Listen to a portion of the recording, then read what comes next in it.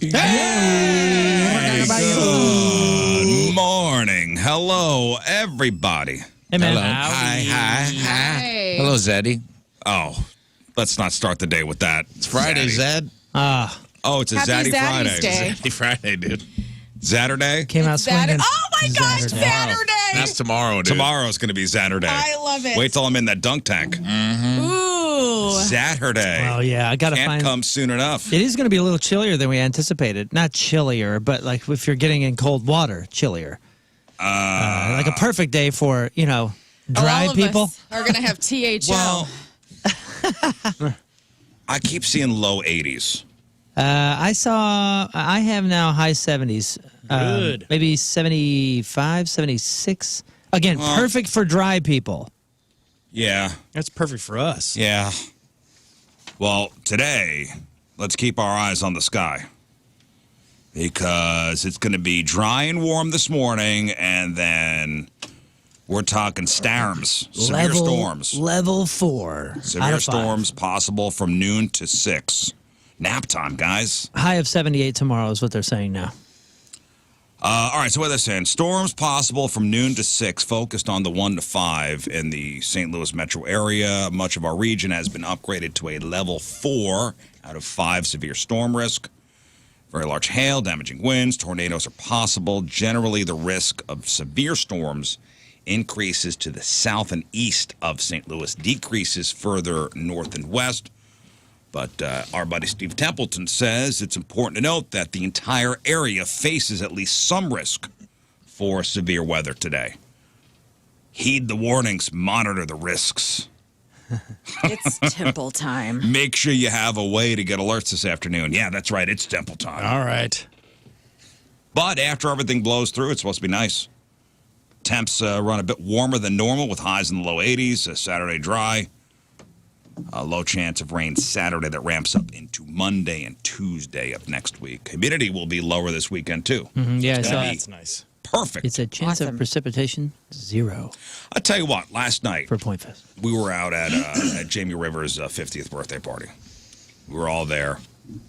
Yeah. What was the name of the place? We were out in Connell. Piazza Messina. Piazza Messina. My favorite catcher, by the way. Michael Piazza. Jody Messina. Shut Messina. Yeah, they got together and they opened up a place out in Yeah, Connell. I don't know if So you, cool. I don't know if you knew that or not. Well, just After catching he and singing. broke up with Loggins, Messina Yeah. got together with Piazza. Didn't have as many hits. No, but they're A like, lot of catches. Connellville, catering hall, fine. Place is nice. I'd never been there Oh, before. it's so Yeah, it's beautiful. beautiful. It was so nice, and I loved, as you walked in, his little guest book was a Rivers jersey that all of us had to sign. Oh, Yeah. missed that. Oh, you did? Sure did. Bummer. Oh, it's Did not right see there it. when you No walk in one- on the right side. Did not. I signed it for I you. did not. No one pointed me towards that. Well, there was a Oh, sign that says, please sign me. On the I gift didn't see it. table. I dropped I don't know. Somebody's talked to me since I walked in. I threw the card on the table, and I just missed it. Shame. Bums. Always wanted to sign Well, a jersey. It was there. It was Jamie Rivers' number 50 for his 50th birthday jersey. Maybe I can get. Maybe I can sneak in to Maybe. the house, sign it. Middle Yeah, of in the night. middle of the night. No, Yeah. it's already in a shadow box. Oh. It's been shadow box. You didn't see been the shadow shadow box. box. You didn't see the Ashley- shadow box first. Like That was the end of the Listening. party. They closed it and locked it forever. Oh no. Damn, Sorry, buddy. Ashley, I know you're listening. Let me in. Oh, they ain't listening. Let me They're sign. they're sleeping in this Yeah, morning. I Yeah, bet. I'd say. There's a Jamie's taking off today. So he's not going to be on the fast lane today. Yeah. I don't blame nice. him. That was smart. Wasn't his birthday in March Yeah, but they were away. I think there were hockey games. in the hockey game? Yeah. The whole fast lane, all of their birthdays are within a week of each other. Oh, get out of really? here. yeah. that's All of nice. them are Aries babies. It's so neat.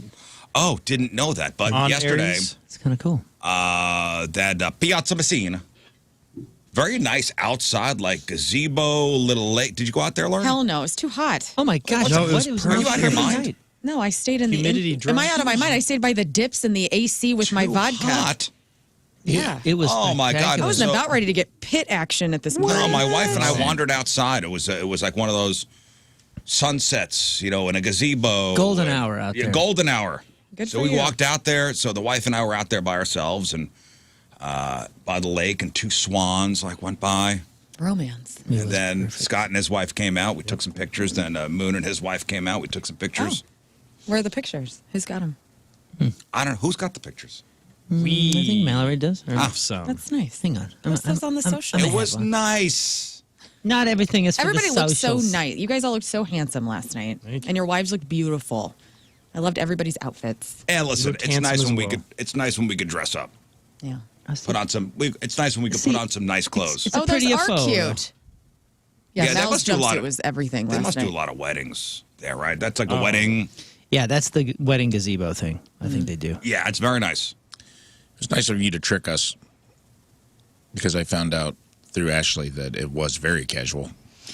She was like, I That's texted Lern and said, wear whatever you want, whatever you're comfortable in. There was guys in shorts at this thing. Yeah, and hats. Listen, I told you what Rivers was wearing. I had my out. I was part of the trickery, though. I wanted you guys to look nice. Do you want us to represent? And we all badly? did. Yeah, you all looked. I cute. wasn't going to leave the house looking like a slob. I knew this was Right. This is Carnival, for God's sakes. I'd never been. Fancy. It's a great little town. It's almost too nice. It's almost a little too, and I wasn't the only one that thought this. Love it.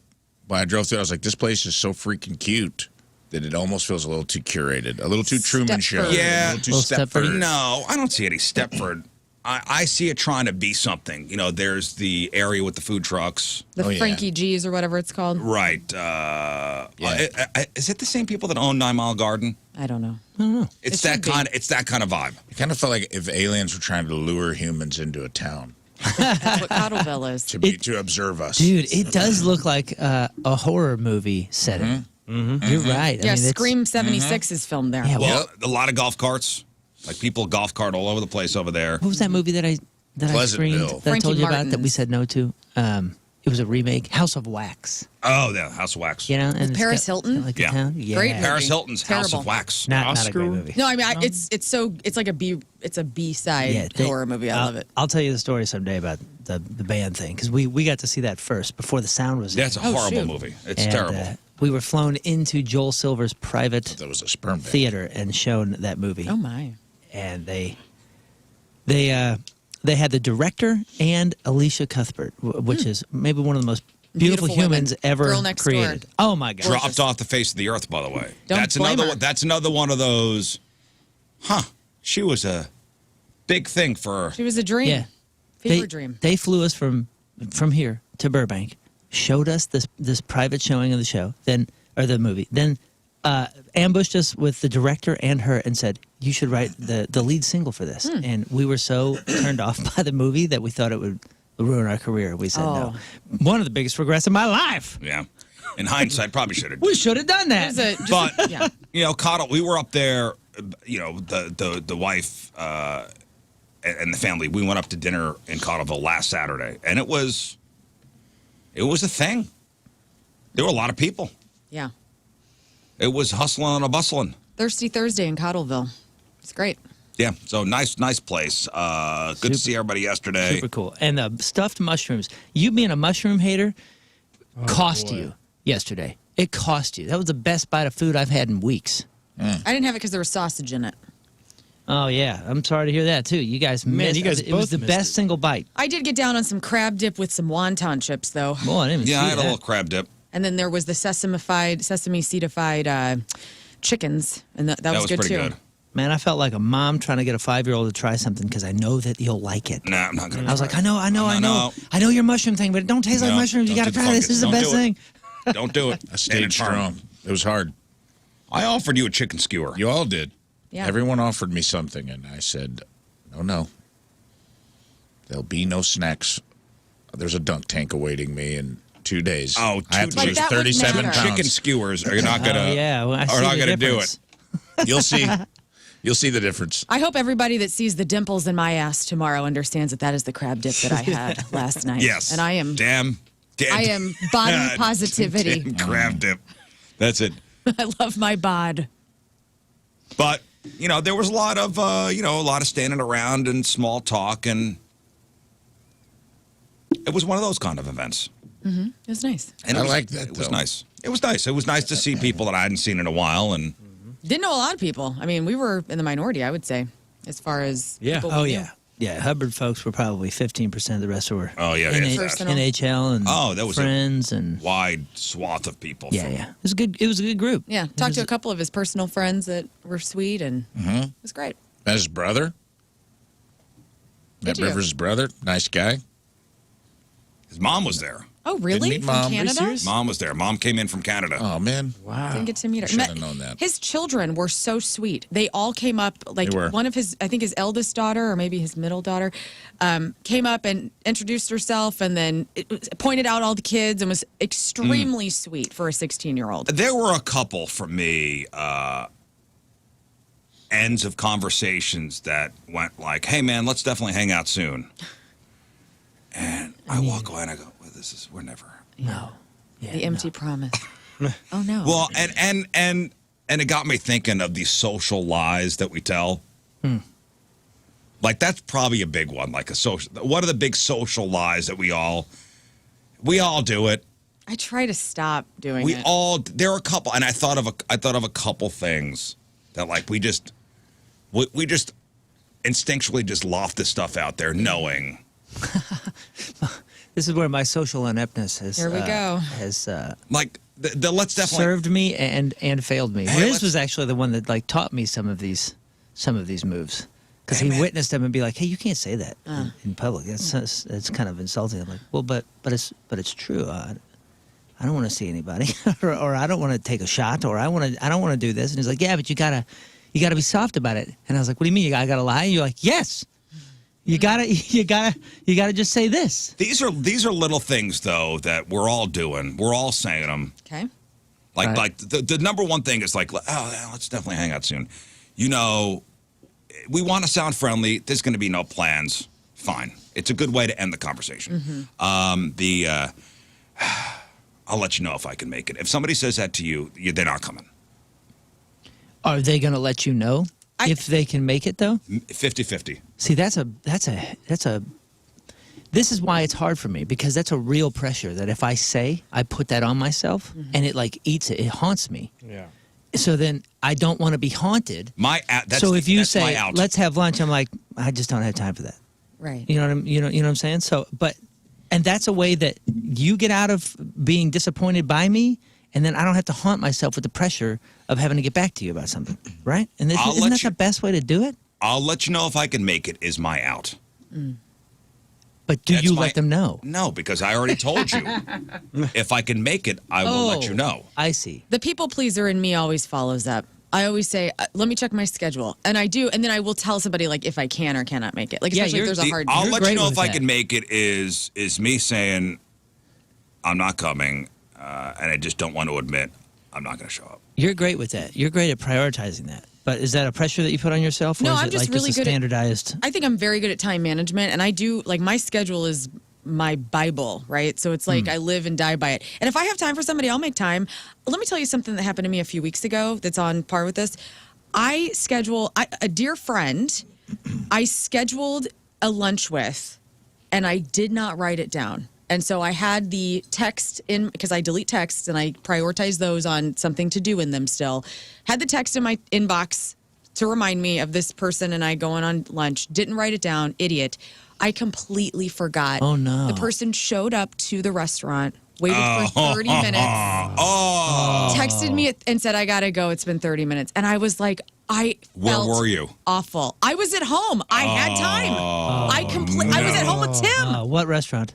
The Crow's Nest. Oh. I felt awful. And this person is so sweet. And I'm like, I am going to make this up to you. I was mortified because I normally am so great at time management. Yeah, And yeah. I That's not a prioritize people. time management thing. I didn't put it in my calendar. I know. And that's just cognitive That's not a decline. time management. It happens. I know, but it rarely does it happen with me. And I still feel awful. And I tried to reschedule once and then they were busy and I was like, oh my God, I just And gotta they let said, this I'll breathe. let you know if I could make it. They They're hate me not. now. I know. Oh, All no. right, these are all like social lies that we all, we'll outwardly say, like when somebody says I don't judge, Everybody judges. we all have opinions.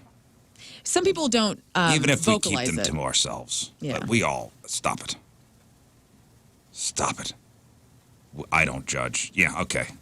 I love I love your outfit. Now, sometimes that's I don't ever say it if I don't mean it. sometimes that's true, and sometimes Yeah, I would never say it unless I mean it. What's I the complimented point? your wife's dress yesterday. 'cause I thought sometimes it was just so being cool. polite. No, I genuinely love how people dress, and if I love something, I'll say it out of genuine love. Not like, oh, I have nothing else to say. Let me fill this time. That's odd. Like, just stay quiet. I totally remember you. That's another one. I totally remember you. Drawing a blank. That's hard with our job, and I feel terrible. Do you guys feel that way? Like when Yes. listeners come up and you've maybe met them a couple of times, and then you're trying to identify. Like I'm terrible with names. I'm usually better with faces. You told me I looked nice last night, man. Did you lie to Rafe last 50-50. night? Now I feel like I can't You looked trust so you. good. I can't trust you now. You went 5 buttons unbuttoned yesterday. It was great. Amen. This man has style. And you know what? King Scott and Style, Rafe brother. have you walk into a room I get excited because I don't know what you're going to look like in a good way, but I know it's going to be good. You guys know how to put a damn outfit together, Oh, both thank of you you. individually. Not that you and Moon don't. I You just guys think both that look. they everybody- you they guys dress both look up. great. Chopped liver. You're not chopped liver. I know that you guys like you curate your outfits, and men don't do that normally. You guys just, all right, what am I going to wear? You know, like I feel like you purposefully dress, and that's nice. No, Rafe gave me a call earlier in the day. Like, what are you going to wear? I didn't know how. I'm so glad because she had fibbed, and I was like, I told you jeans was all right. I didn't know. I was like kind of in the middle. I was like, I don't really want to put on slacks. That's not really my style. But I know, I said a nice don't pair wanna of be jeans. grossly underdressed if we have to dress up. A nice pair of jeans were fine. I was right in the sweet spot. I felt like good. I was fine. Perfect. Do you guys use the ass gaskets when you're in a public restroom?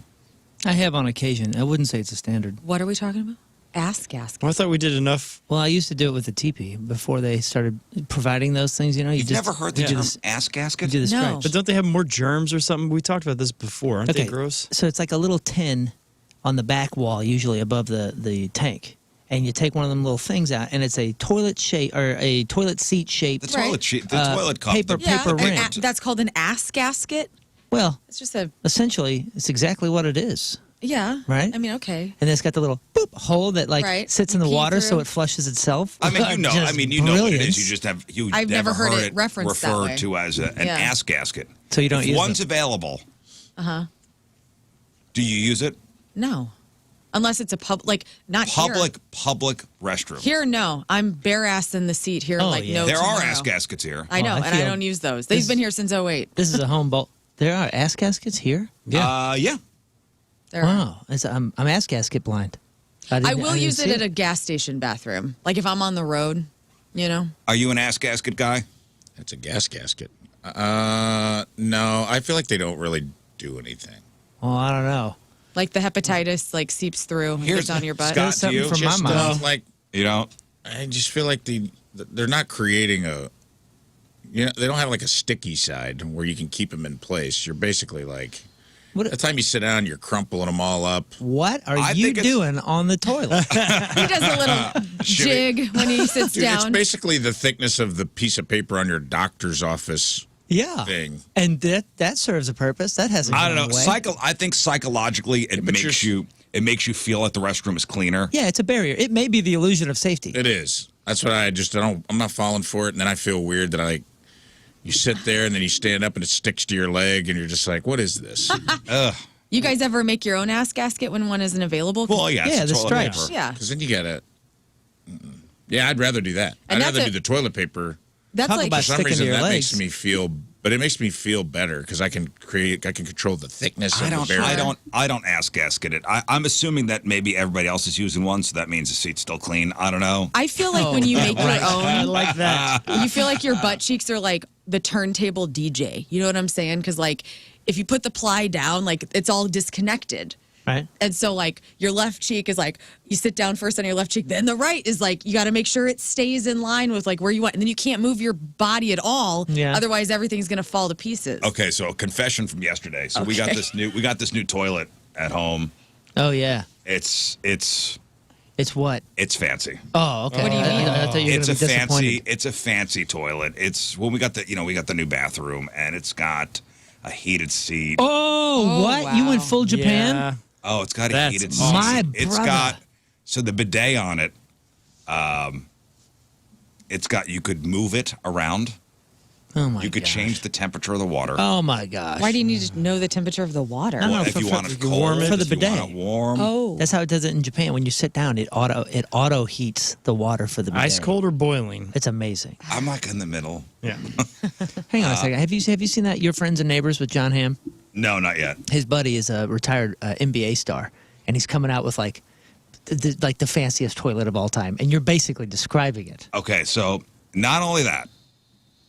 So it's got the heated seat. So when you put your ass down on the seat, you go, oh, never a cold seat. Never. somebody else has been Yeah, here. dude. Yeah, it's like, and it's Wi-Fi connected. It's like a $15,000 toilet. What did you spend on this? Oh, it wasn't $15,000. Well, of course not, but it's TV show. I don't know. 14. I don't know. Oh, spare no expense. Look at no receipt. What it came when we did the bathroom. I am Riz. When we redid the bathroom, I said I want a toilet with all, Yeah. They don't come with the bathroom though. Like you still gotta, pick No, it it was out. in the itemized whatever. I don't know. I didn't look Oh, at I'm it. so curious. You got to. I want my life to It's be as got good like as yours. it's got like a control panel on the side. Oh. Okay, so not only that. Does it have the guy and the gal? So it like points in a different. Yes. You are there. You're living it, man. It's also got a dryer. Oh my For your gosh. bunghole? Gosh. So that's after you great. After Like you the wet. after you up. bidet, Yeah. after you bidet, it's good. You press a button and it's a dryer. Wow. That's nice. So it dries your So if you ever rusty come, sheriff's badge if you too. come into this show upset for any other reason, I'm just going to assume you haven't used the bathroom that day because this is going to make you a happier man. Overall, It is. It makes going home pleasurable. Like, honestly, I look forward to it. Have you taken fewer deuces here To like just so you save can up. save them for Yes, there? yeah, honestly. Wow, And that's neat. here is the confession. Yesterday, I was so comfortable that, and this has happened, I'm sure to everybody at some point, but You read the both entire my Guns legs and fell Ammo? asleep. Yeah, of course Yeah, that's happened dude. to all of us. The blood's not getting down to your feet anymore because we've been on this toilet for an hour. That is great. You stand up with phantom feet? Both my legs fell asleep, and I had like jelly legs when I Yeah. got out. Oh my god! Like it was not only pins and needles, but I couldn't walk. Yeah, Oh, man. that's great. Yep. The that's way to do the it. only thing this toilet is missing is if it lifts up and stands you up. Yeah. You are done now. Have a good day. Somebody remind me. I'll take a picture when I get home. No, I want to see. I want the brand. I'll let you know. I'll let you know what it is. Yeah, because we're redoing the guest bathroom. When that's the next project.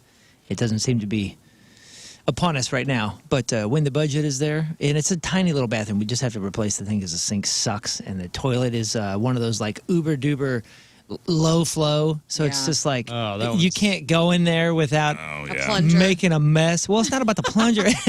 It's about like the remnants. Yeah, the water barely shows up in the I mean, brah, come on. You're just like no. Jackson Pollock over here every single time.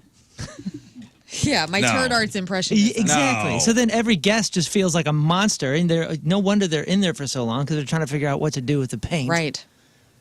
And we got to redo that because it's just it's a poor guest bathroom because you want to treat your guests with as much water as possible. Eric knows, man. He says, Eric on the instant feedback, after buying one of those for one of those heated toilet seats, you don't go back. It is like you put your ass on that seat and it's warm, but it's not the warm of somebody else's body heat. Darn Right. it. Yeah. This thing's been heating up for me.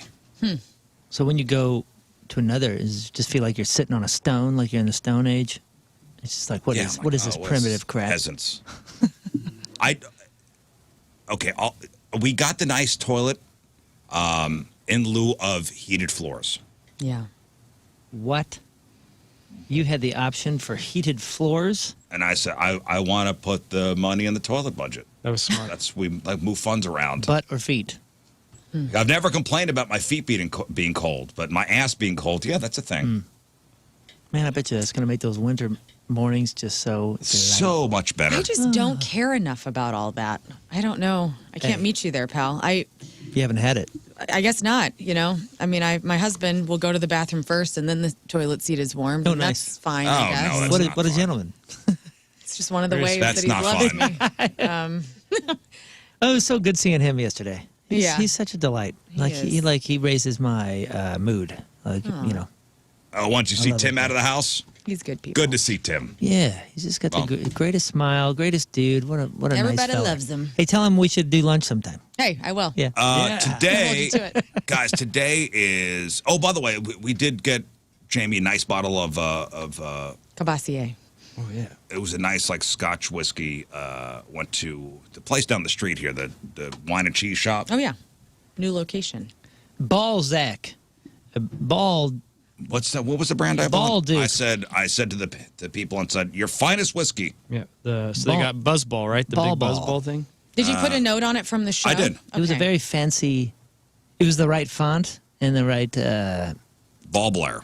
ball Blair. Ball Blair. Yeah. It's an 18-year Highland single malt Scotch whiskey. Oh wow, it can vote. So give me your finest whiskey, and here it is. Thank you for doing that. And there it is. I put a nice bow on it. I put from the Riz Show, just so you guys know. And when I saw him, I said, "This is from all of us." Good. Done. Today is National Barbecue Day. That's right. Today, Oh, on a Friday. on a Friday night, on it could be a stormy evening. But listen, maybe you don't have to do it today. Maybe you could barbecue at some point this weekend. But National Barbecue Day, it's only been a thing for about a decade, and nobody's sure who came up with it, but probably somebody trying to sell grills. May is also National Barbecue Month, which supposedly the Barbecue Industry Association came up with in 1981, also to sell grills. Anyway, Yelp just celebrated National Barbecue Day by ranking the top 10 barbecue cities in the U.S. Well, you know we're So going to the be top 10. 10 barbecue cities in the U.S. Now, they based their rankings on reviews of the top barbecue restaurants. So where is St. Louis in the top 10? 5. Throw out some city names, and I'll tell you where they rank. Austin. Austin is number 1. Austin, according to Yelp, is the number 1 It's pretty good, man. barbecue city in the U.S. And you were there recently, and you went to what was the place? Terry, Terry Black's. Black's. Terry Black's. man, they gave us a run for our money. I'll say that. And that's not the same St. Louis Terry Black. I think somebody was saying that in the on the Coleman's Campers text line. Yeah, no, this is Terry Black's down there is its own. That people wait hours in line to get that barbecue. Yeah, it was nuts in there, man. Okay, good. So Now, Austin number 1. Let's say Kansas City. Yep. Kansas City's number 3. Okay. Let's go Memphis. Memphis. Memphis number 4. I know the Carolinas, but I don't know which town in South Carolina. Is it Raleigh? I'll give you Charleston. That's- Charleston that's is number North Carolina. 5. Greenville's number 6. Okay.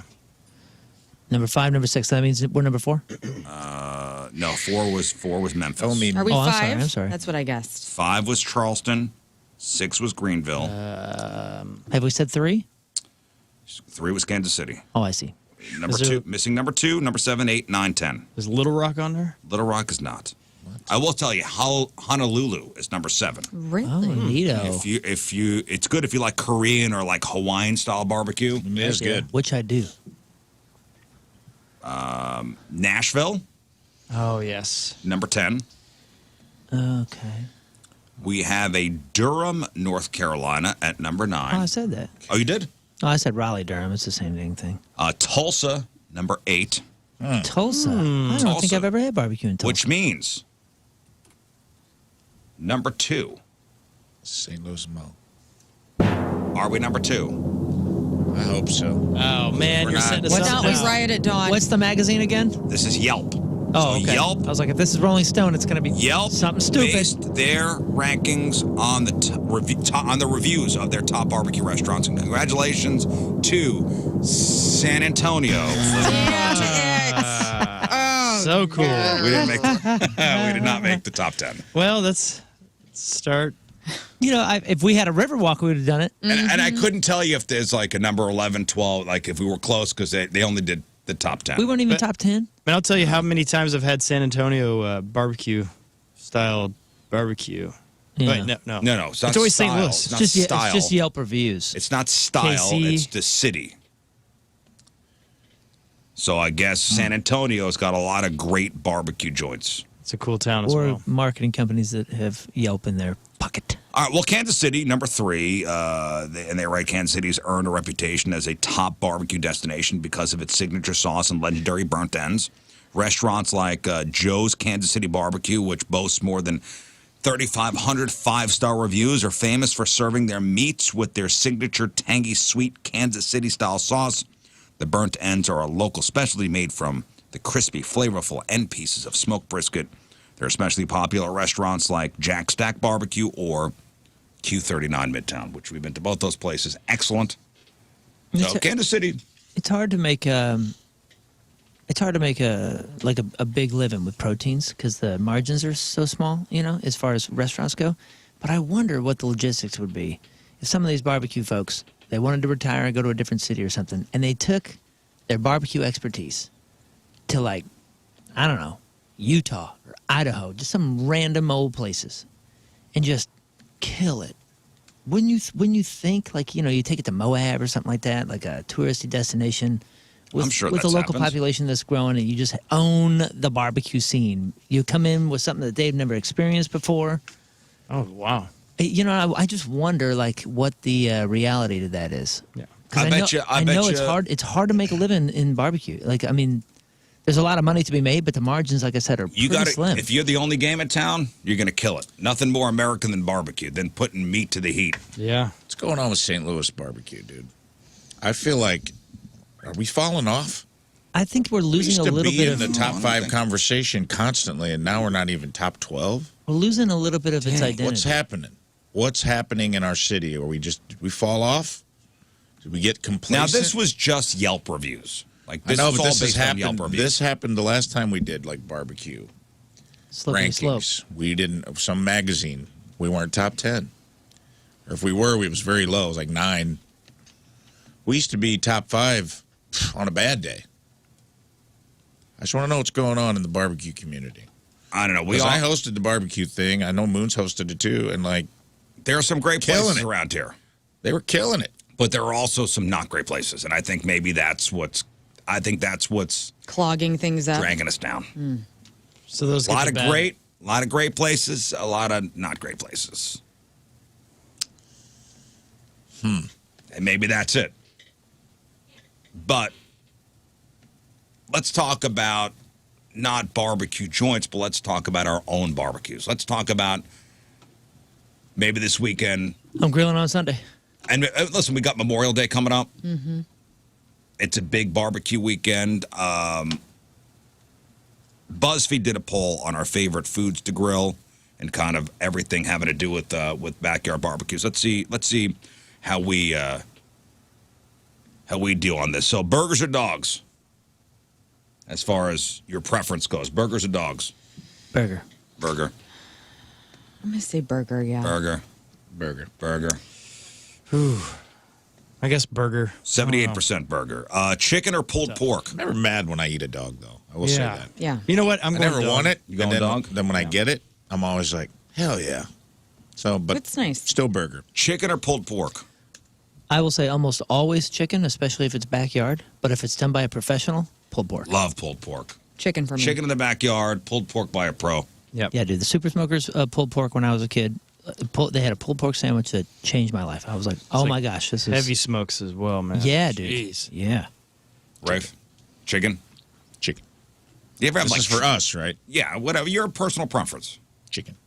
You ever have like dry pulled pork? It's so disappointing. But that's what I'm saying. If it's a friend doing it, always chicken because it's much safer. If it's a professional, pulled pork is it's harder to do right, and I want the opportunity to have it done by a pro. Sausage or ribs? Oh, you know me, man. I'll take neither, but sausage, please. Ribs is right man. out. When I used to eat ribs. Oh, good ribs, man. Yeah. Never had one. Yeah. Yeah. Good old, I mean, any kind of rib, too, man. I love when I did that Sydney Street Cafe recently, and they had some kind of braised Korean, I don't even know what it was, but it was just like 3 short ribs, and I was like, damn, this. You like a fatty rib? Yeah. I do. Have you Not like mastered that on the grill? I have not mastered it. Okay. Me either. I need to. But like a rib, like that you can't pull the rib out, but it's just enough give where it still Comes right off. comes right off. Potato salad or coleslaw? Oh, please.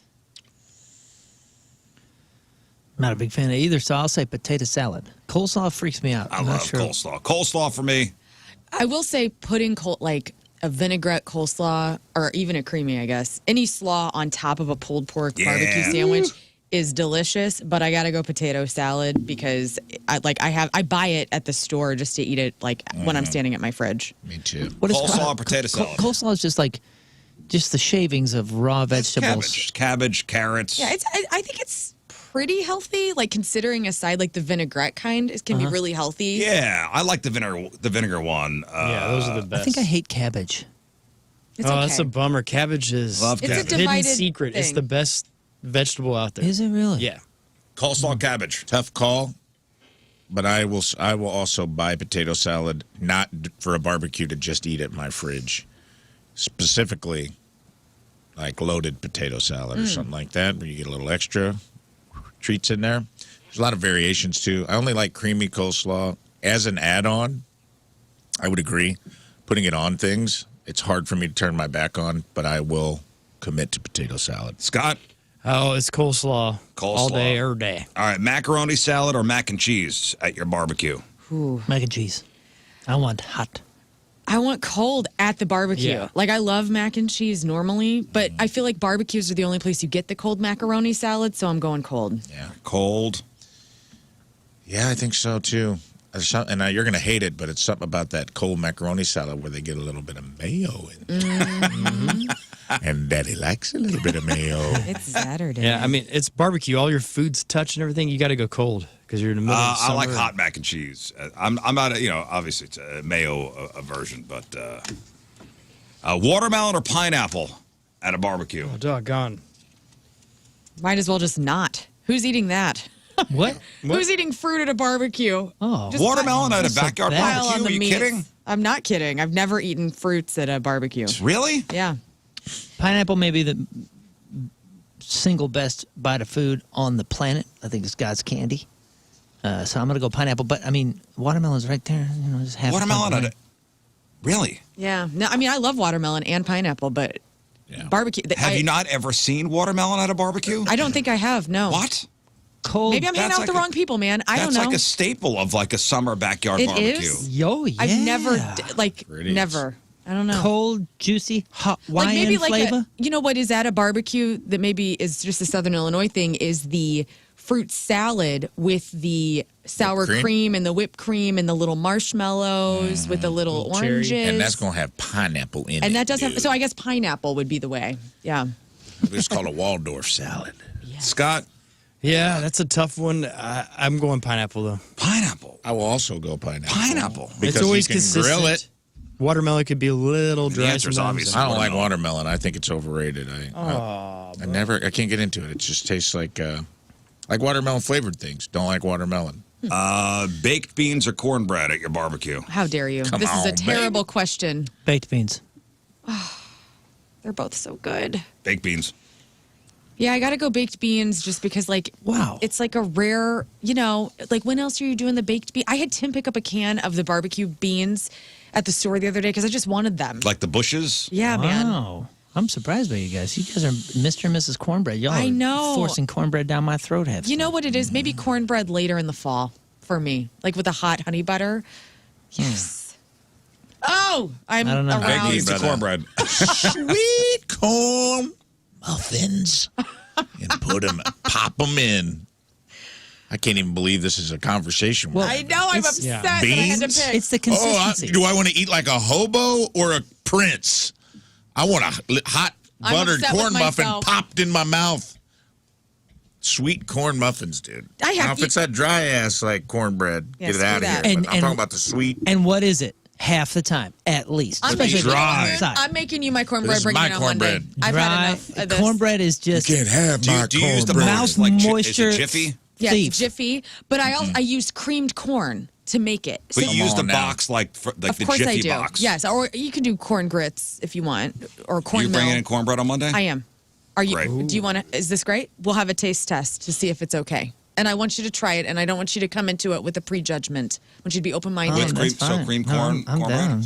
Nice. I'm just picking beans in this scenario Nice. because beans are always consistent. When was the last time you had beans and you were like, oh, this is below Dude, expectation? you know who makes great is Bogart's down by the market, by the Soulard Market. Makes good cornbread? No, they're beans. Or the beans? Do they have I- bacon in the beans? Well, I think they're beans. They make them, and correct me if I'm wrong, somebody out there, but the beans are being cooked underneath the stuff that's on the rotisserie. okay, So it's got drippings? So you got like the drippings. Oh, that's that's a way. Fixins. that's interesting.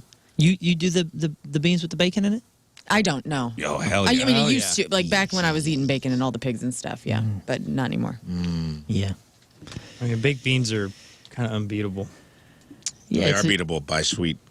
No. They're literally beatable by sweet corn muffins. I just love how No. the baked beans have like the little barbecue schlop with it, and you can kind of like dip your bread into that. I do like Huh. mixing. It's a good mix-in. Coleslaw, Mix-ins. baked beans, good mix-ins, but not good fixins. They're not good by themselves.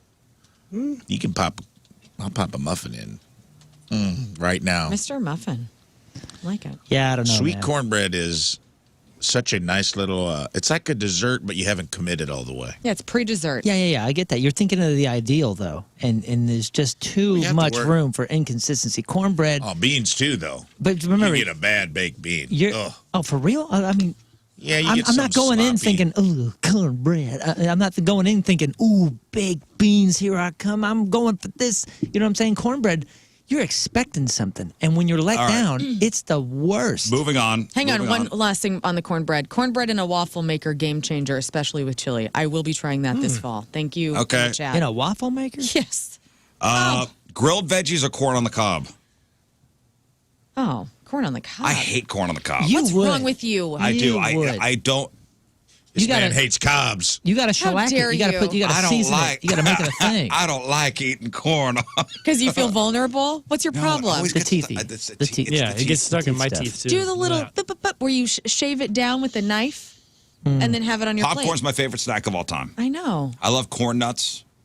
but not corn on the I cob. don't love corn on the cob. You don't even like a side of corn, like a kernel, like just a pile of. I kernel? like grilled corn, but I'll cut it off the husk. No, man. Okay. You do like the Cajun seasoning. You like deck it. I like when you Mayonnaise put. and- I like when it's put like right on the grill, Yeah. and like some of it gets black, Yeah. and And you salt and pepper, and you put like a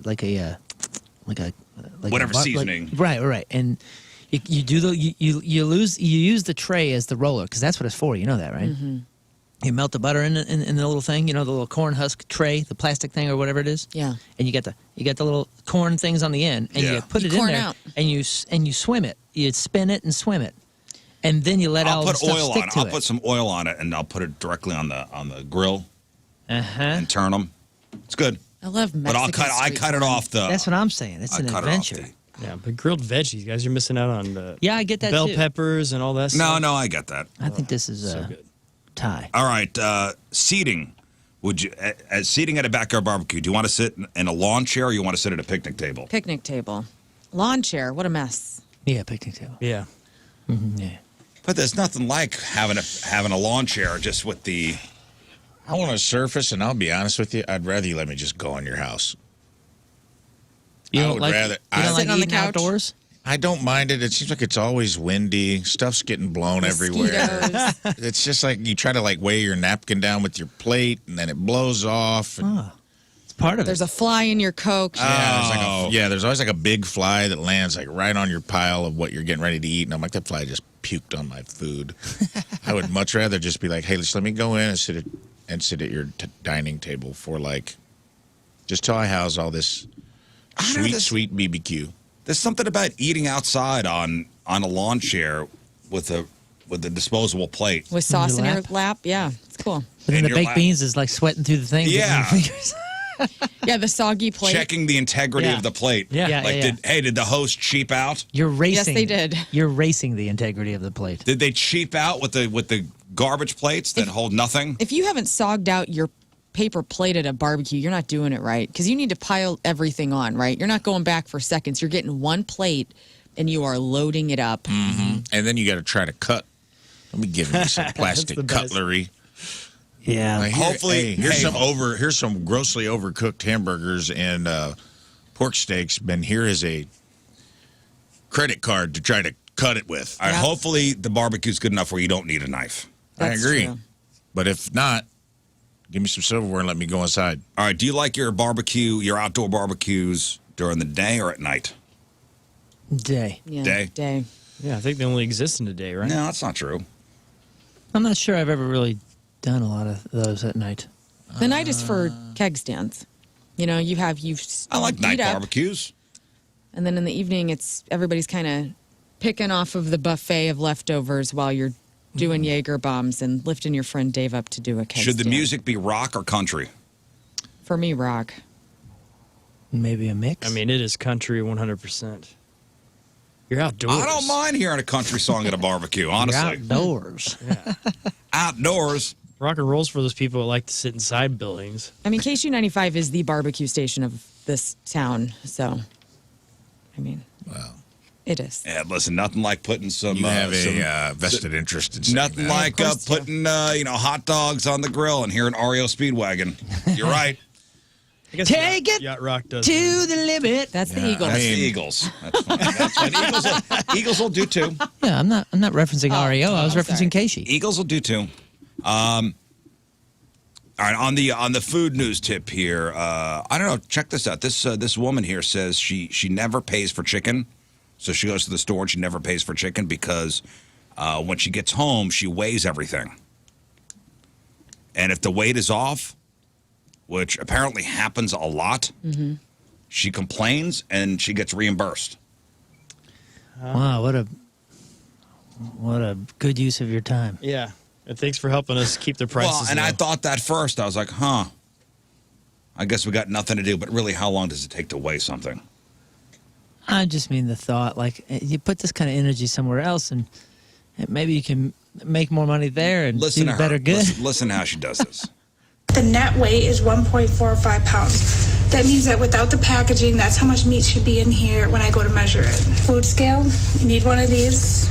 So after you zero it out with the plate, 1.38 pounds, and the net weight, 1.45. So for this particular one, it's only a tenth of a pound off. I would not call on this one because that's close enough. But that's just how you do it to check the weight and make sure you're getting your money's worth. Had it not been the correct weight, this is Purdue. They've been asking for pictures of it in the packaging and then pictures of it on the scale. She weighed one. It was almost a pound off. Oh, that's a. But okay, I understand that. But a lot of times, isn't this like a moisture thing? You know, Yeah, like it's just added water to all this stuff, right? But I guess that's supposed to. Hey, if you see weight on the package, and there's a division of weights and measures. I mean, this is why you go to an actual butcher because. Listen, they'll Scott, let you know. not all of us go to butchers. All right. Okay? All right. Most of us are Apologize. buying our meat at Schnucks or, whatever grocery store you go to in the refrigerated things. Hey, speaking of barbecue, there is a barbecue and bargain bash next weekend, the 24th at Schlafly Tap Room, and the Dirtbags are headlining. So that's cool. Oh, that's cool. So there's, so it's all barbecue thing. Yeah, but they're doing like it's like a, what do you call it? Like a bazaar. Like there's a whole bunch of clothes and like cool stuff. That's Like a going rummage sale? Yeah, That's like a neat. rummage sale that's going out in the parking lot. It's like it's a free event, and there's a ton of barbecue. And that's obviously. tap room in Maplewood? Tap room. No, not Maplewood. Oh, the downtown one. Tap room. A Bottle Works is Maplewood. Yes, Schlafly Tap Room. Cool. Barbecue and bargains and the Teenage Dirtbags. Because we haven't played in months, so this is the first time. Maybe your only opportunity to see us on this side of the river for at least a couple months. So yeah, Teenage Dirtbags, 6:30 to 8 next next Saturday, the 24th. You guys know that Krispy Kreme was planning to put donuts into all the McDonald's nationwide? No, I did not. This is news to me. So Krispy Kreme, It's a great partnership. they had big plans to bring their famous, glazed donuts to McDonald's locations across the country, and now it's on hold. So the two brands announced a partnership last year. I think we even talked about it. And the goal was making Krispy Kreme available everywhere by the end of 2026 at all McDonald's locations. After launching in more than 2,400 McDonald's stores as of March, the rollout was expected to really ramp up. But this week, Krispy Kreme announced they are pausing further expansion while the company and McDonald's reassess what they're calling the deployment schedule. Okay. Now, do you want to know why? Yeah. Why are they pausing this? Because nobody wants it. Oh, no. That's surprising. Because who goes to McDonald's For a donut? for a donut? I guess because back whenever I lived in Shelbina, it was a big deal. When Krispy Kreme first came to St. Louis, it was a huge, huge deal. So people would come here, like my Sunday school teacher would come here on a Saturday, grab donuts, and then take it so we could have it for Sunday morning. It was incredible. Like, it was such a big thing. So I think maybe still Krispy Kreme's a powerful thing in a small town. Nobody wants the combo of McDonald's and Krispy Kreme. Because when they're getting their coffee in the morning, they're getting like an Egg McMuffin. Krispy Kreme said, and the CEO on an earnings call said that sales have not met expectations. Sales of what? Sales of Krispy Kremes inside At McDonald's. So they've already rolled it out to about 2,400 stores, and just no, 2,400. Yeah, but but nobody. It's like It's just maybe the they experiment's not working. maybe they just do like a marketing gimmick of some sort, where you get a free donut with a coffee for the first couple. They times said or something like that. intervention is needed. Man, I would think you'd have enough people saying, "Oh yeah, tack on a donut." You get a donut for 50 cents with every purchase, or because they're just doing the glazes. I'm assuming, right? Or were they like offering I'm thinking it's just the Krispy Kreme glaze? Krispy Kreme regular glazed donut. They need to do a sandwich with the Krispy Kremes. You But a right, sausage right. patty. Oh, the burger, like the Krispy Kreme, Split it in half, Yeah. make the bun. the Krispy Kreme hamburger. Like the breakfast burger with You know- the Krispy Kremes. And something else too. Krispy Kremes are in those towers in every grocery store. You can get it anywhere. You don't have to go to a Krispy Kreme anymore. So maybe that's kind of hurting them. I love donuts. God. So as a result of this, no additional McDonald's locations are expected to start carrying the Krispy Kreme donuts during the second quarter of this year. So yeah, I mean it's not working. So Krispy Kreme. I had a friend want to go in and was like, "Yo, for next to nothing, we can own a donut shop. We should do it." And I thought about it for half a second. I was like, "That sounds like the most dangerous thing for my life." Oh. Well, yeah, because I'll be eating I'll be getting high on my own supply, and, Yeah. and that's not the direction I want to go right now. Cool, good for you, man. Yeah, remember a couple years I resisted. ago. Remember a couple years ago the chicken sandwich wars. The chicken sandwich wars. It was Popeyes had their big one. KFC they had their big chicken sandwich, and then McDonald's got in with the fancy chicken sandwiches. And remember everybody was trying. Every fast food place was trying to. It was a two-horse race for a while. Who was it? It was It was Popeyes, Popeyes. and someone else, and I don't think it was Chick-fil-A? KFC. They got down. to No, two. it was Popeyes and Chick-fil-A. Yeah. I mean, that makes sense. That doesn't make sense. Popeyes and Chick-fil-A. drastically different too. Yeah, but everybody was in all the places. Remember, they were starting to try to do these fancy chicken sandwiches, these Right. fancy fried chicken sandwiches, and some were good, some were. Lee's had a Mike's Hot Honey one that was so good. I mean, the chicken sandwich wars are over. But what now is the big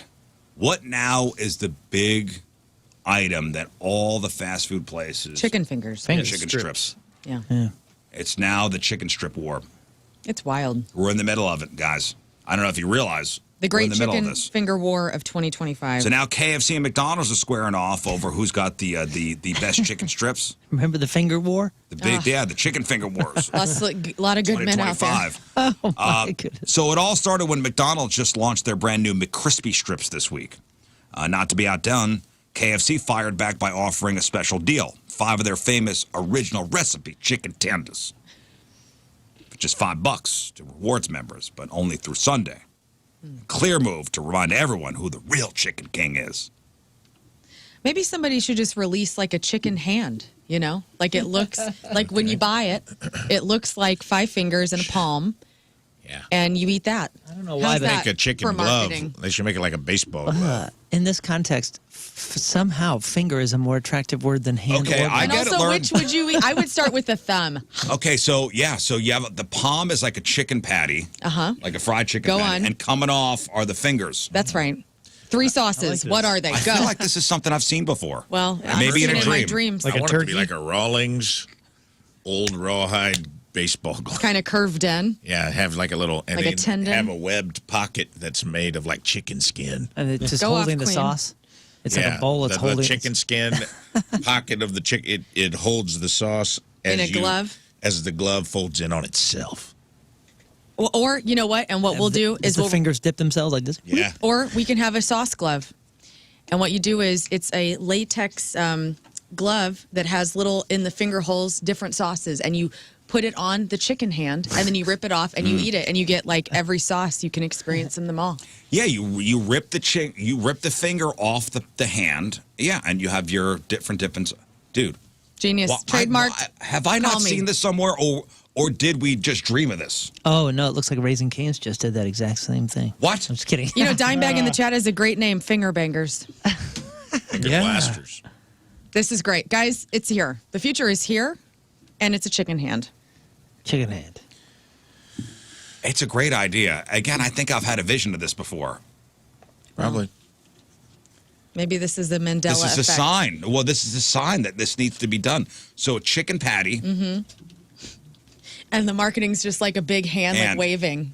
and it's gross looking. That's But right. it's a hot chick, and she's got a big chicken hand, like larger than life. Oh man, I'm looking for a She's guy in a with a big bathing chicken suit. hand. What is the sound of one hand clapping? Oh, my dream girl's got the biggest chicken hand. So the thumb is like a nugget. Yeah. New shack-sized chicken hand. The thumb is a nugget, and then you got your nice sized chicken fingers Yeah. White meat. for Cool. the rest of the hand, and then you have you had a double hand breaded palm. Oh man, all this food talk. By the way, we had a lot of updates. A lot of people calling I about. even A make the thumb a drummy. lot of people You can't have texting bones. about that. What's that thing? Not Shigella. Alpha Gal. Oh, Alpha Gal for the Lone Star tick. Oh, And yeah. remember, somebody did say that they were fine eating pork. They were corrected by their wife that has it and said, no, pork is off. But then somebody came in, or somebody emailed in, 2 people, in fact, emailed in and said that they had this really bad and they had the allergies to the red meat after being bit by the tick and went and got acupuncture and it's all good. I saw that. But the acupuncture, they had to keep the needle in for 2 weeks. Well, Yeah. they said have months, but they'd have months of treatments. Really? Months of treatments. I've had those before. The little tacks that you put on your skin, the little I've had- traveling acupuncture. I've had acupuncture before. it's For great. weeks? No, I mean not. I went to some sessions. I didn't go home with the needles. I did. Can you feel and put them in? No, They don't go that far down. it's cool and it's very peaceful. You like just lie there and deal. When I was having really bad back problems, I was like, I needed like Something. anything to help me. And I don't know if it worked or it was placebo. Were you on your belly and they put them on your back? Cool. Oh yeah, put them all over my back, and listen, it worked. I don't know if it was a placebo effect thing. I don't know if it really worked. Whatever it is, whenever I went to a session, Maybe they dipped them in like chicken finger sauce. I don't know. I believe deeply in acupuncture. Put 'em in your It's skin. great. You can do it for anxiety. You can do it for depression, sex drive, all that stuff. Sex drive, huh? Where do you put the needles then? Yeah, Well, no you don't kidding. want to know. But they do. They have these little tacks that have itty bitty little needles that are very fine. And so, like, whenever I was going through some stuff, my acupuncturist sent me home with like 4 of them. And I would put them, you obviously like wash your hands and stuff, and you just take them off and put them in, and you couldn't even tell they were in. Oh, you do it yourself? Yeah. You tap it in yourself? It's not a long one. It's like, it looks like a little tack, and it just sticks into your skin. No, I've never It's seen neat. I've never seen this. Hey, one more thing before we move on. Remember we were talking about kids' birthday parties earlier this week? And Yes. how there's one mom that's like, my kids don't go to weekend birthday parties because it's family time. Oh yeah, the family lockdown. Like, so mom's got the whole family on lockdown on the weekend. It's family time. We're going on hikes. We're doing stuff. And this is every weekend. So their kids are not allowed to go to other kids' birthday parties. Here's a new twist on this. Now, you know how kids' birthday parties usually go. There's cake, there's balloons, a bunch of screaming kids, magician or two, whatever. But one mom is deciding to shake things up a bit and left a lot of parents like, So here's what happened. One mom got a Facebook invite from another parent for an upcoming birthday. So she figured, it would have all the usual stuff, where and when, what to bring, the theme, RSVP. But no, instead the invite said they were trying an online party. An online party, online-only party. Huh. The instructions: just pick something from the list of suggested gifts and send it directly to the girl. Or, Venmo some cash. No party, no games, no cake, just gifts. That's it.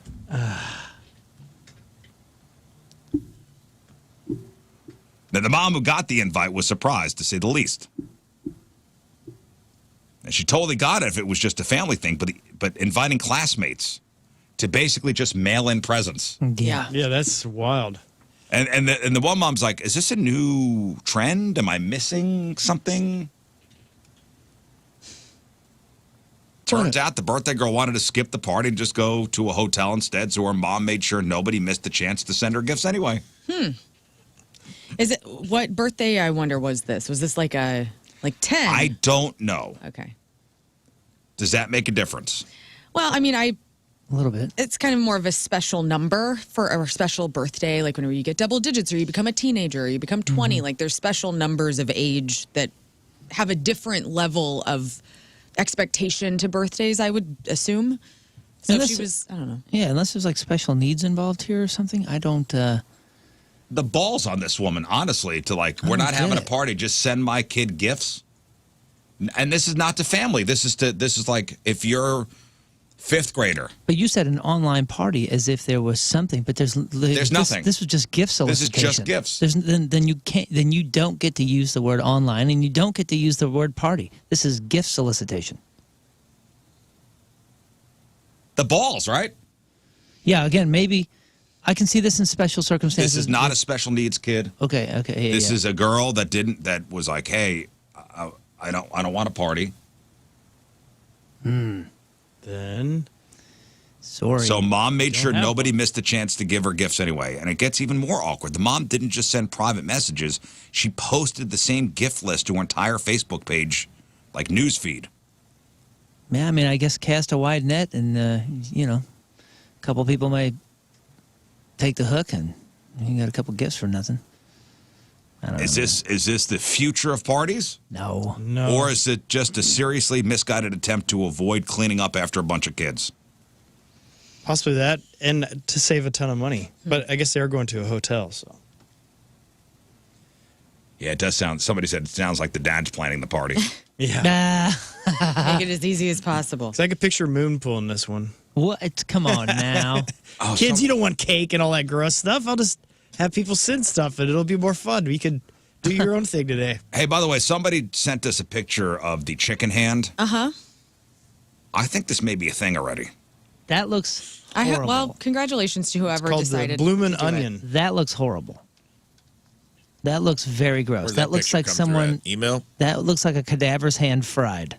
That's what I want it to look like, just in time for Halloween. Well, here it is. Oh, it's You not- want a man with a chicken hand? I don't know. It Lern, seems did you see very this? not appetizing. Yes. I'm into that. Oh, I'd eat that in a heartbeat. look at that. How about that?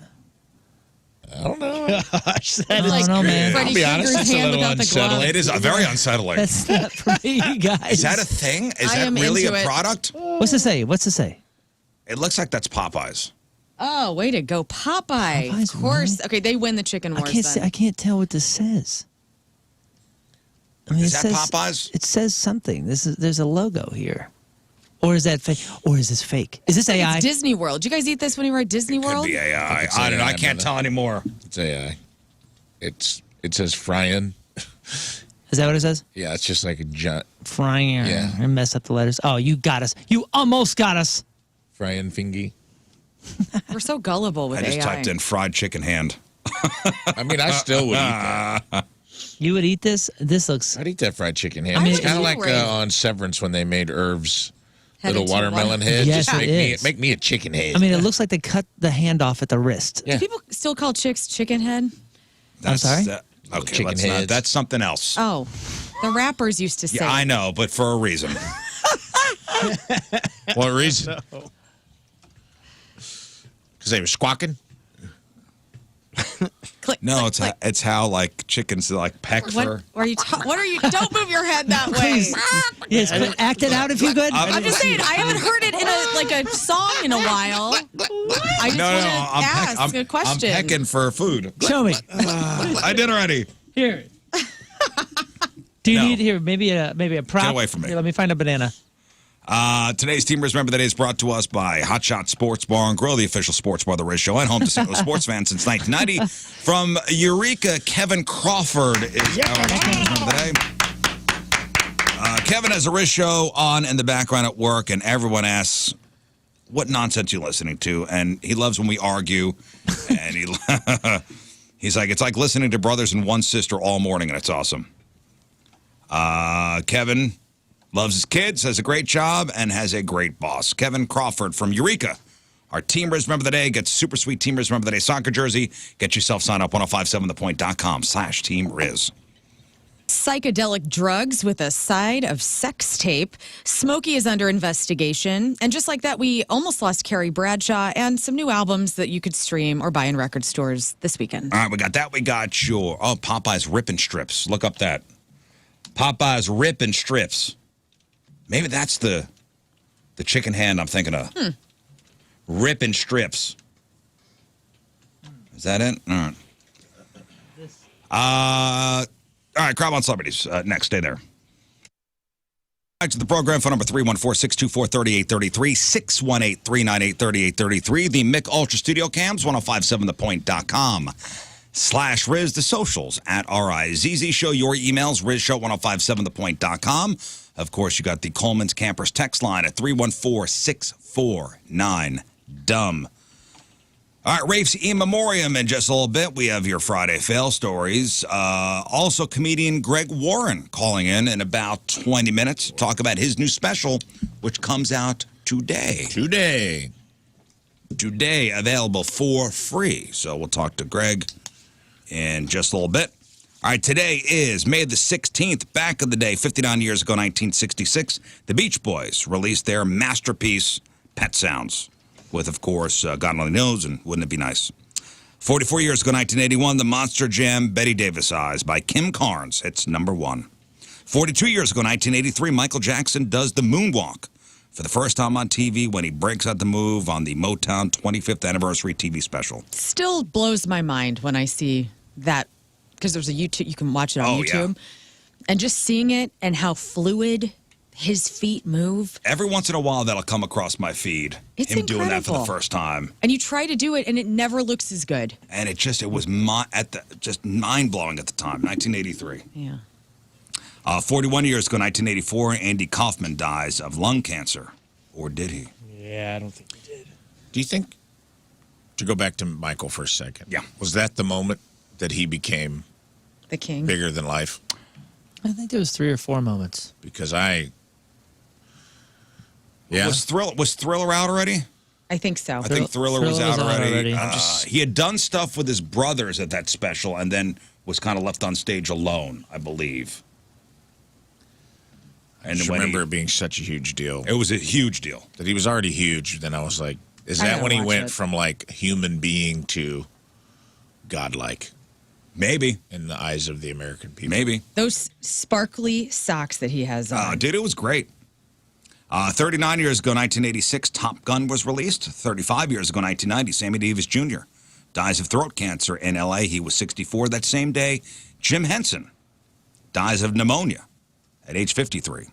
25 years ago, in the year 2000, Britney Spears drops Oops, I Did It Again, her second record. It sells 1.3 million copies its first week. 15 years ago, 2010, Ronnie James Dio dies of stomach cancer at the age of 67. And 6 years ago today, in 2019, the final episode of The Big Bang Theory airs. And that's what happened back in the day. All right, time to find out what's going on in the world of music and entertainment with your crap on celebrities. Well, Lorde is getting ready to go out on tour, and she's going to be here October 9th at Chaffetz Arena.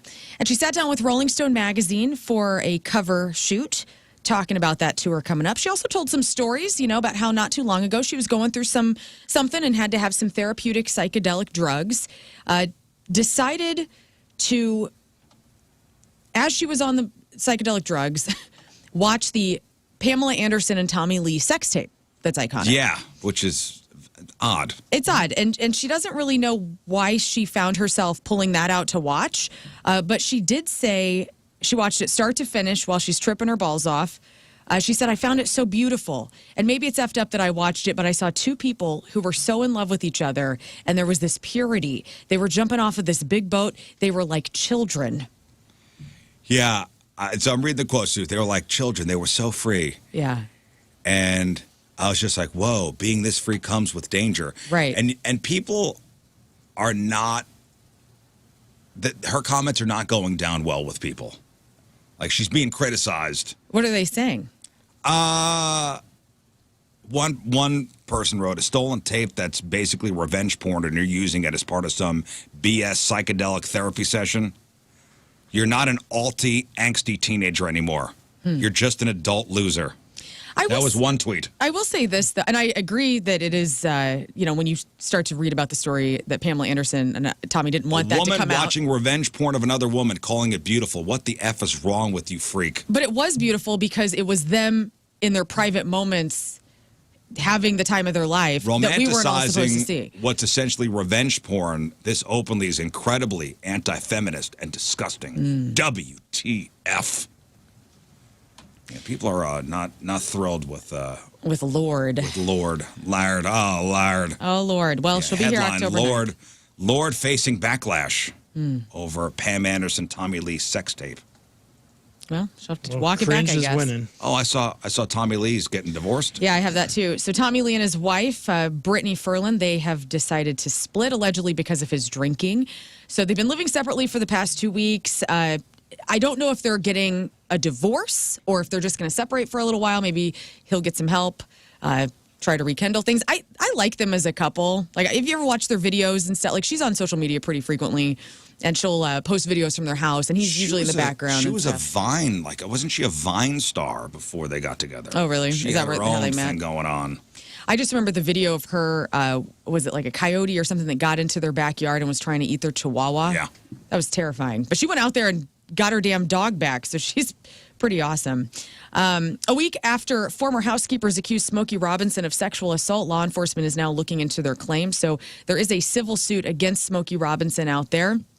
Obviously, we talked about this earlier in the week, how 4 former housekeepers filed this because they're alleging that Robinson sexually assaulted and raped them multiple times between 2007 and 2024 during their employment at the Smokey Robinson house. His wife is also a part of this too. Allegedly, she was saying some pretty racist things to these women, making things very uncomfortable, obviously, and could possibly, allegedly, know about what was going on when she would leave the house. But now that is being investigated.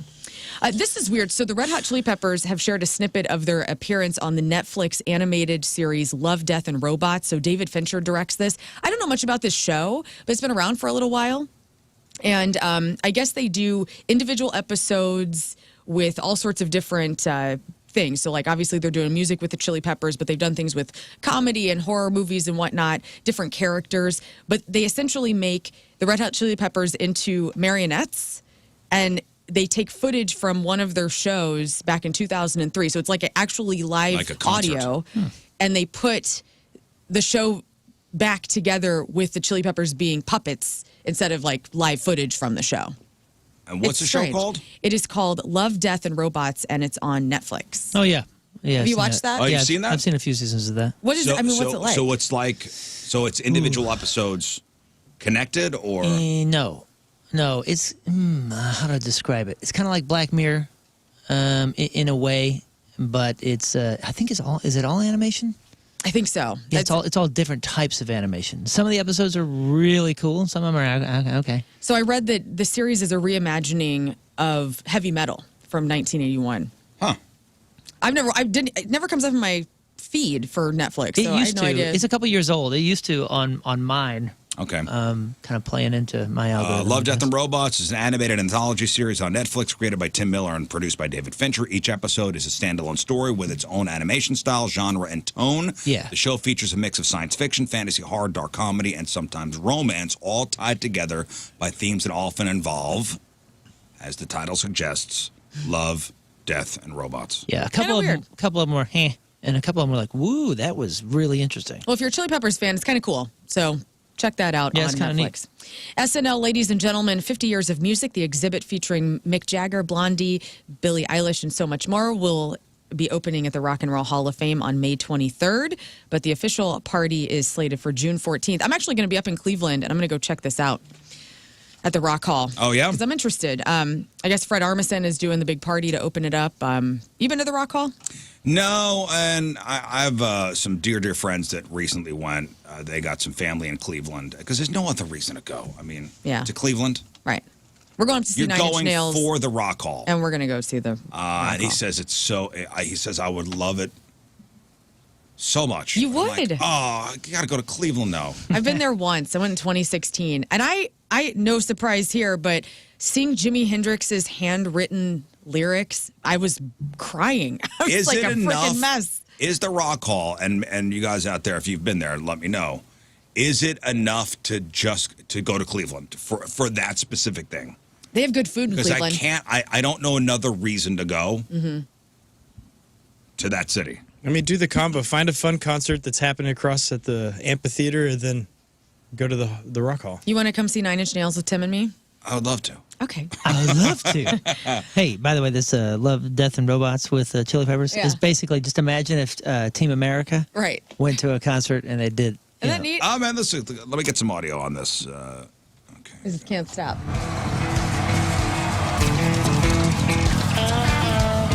Okay, so it's the Chili Peppers, like Team America, marionettes. It's a cute. concert. Oh, here comes Anthony Kiedis. Oh, grab the mic. Oh, so it's cool. Can't stop addicted to the shindig. Chop, chop, hisses, I'm gonna win big. Choose not, I like my reputation. Distant calls to do the reservation. Oh, cool, man. I'll watch that. Yeah. it's When is neat. this? When is this on? It's on now. This episode? I believe so. I mean, Chili Peppers are sharing it. It's Cool. on Netflix. Guys, I know you don't really watch Sex in the City, No, I don't really at all. but I know maybe it's been on in the background once at home for all of you, because women, I mean, even if you hate it, you kind of hate watch it. My wife loves it. And I love it too. It's like one of my anxiety shows like I put on and I've seen a million times. I know what's going to happen. Well, Sarah Jessica Parker opened up on the Kristen Davis podcast, Are You a Charlotte podcast. Kristen Davis played Charlotte in the show. And she talked about how Carrie Bradshaw almost wasn't Sarah Jessica Parker because she filmed the pilot episode. Excuse me. She got so panicked when HBO picked up the series for a full season that she was like a commitment phobe about it. She was like talking to her management team, like, I don't know if I want to do this, etc. Obviously, she got through the first season of it. It blew up, maybe the biggest thing of her career. And we almost wouldn't have had Sarah Jessica Parker as Carrie Bradshaw, which I honestly can't imagine anybody else playing that role. 100% is their biggest thing, right? I Yeah. mean, you would think. I hope, yes. Far and Mars above. Attacks. And if you are a fan of the terrible spinoff And Just Like That, the third season premieres on May 29th. That's actually what I hate watch. I've watched every season of And Just Like That. Yeah, good. It's so terrible that it's great. That's what Mallory said. She's Yeah. like, it's so bad and whatever, but I can't stop. I can't stop looking at it. Sofia Vergara wants a guy who makes as much money as her or more because it's a nightmare, she says. They end up resenting you. So I don't know if this was a diss to Joe Manganiello, but Sofia Vergara is worth $180 million. Her ex-husband, $40 million. What? Oh, Come on. Poor guy. That's I a li- know. That's a little of a zing. You know it. She says, I want somebody fun. I need fun in my life. I've been single now for a year and a half, and I kind of panicked once I got divorced. I was like, I'm 52. What's going to happen?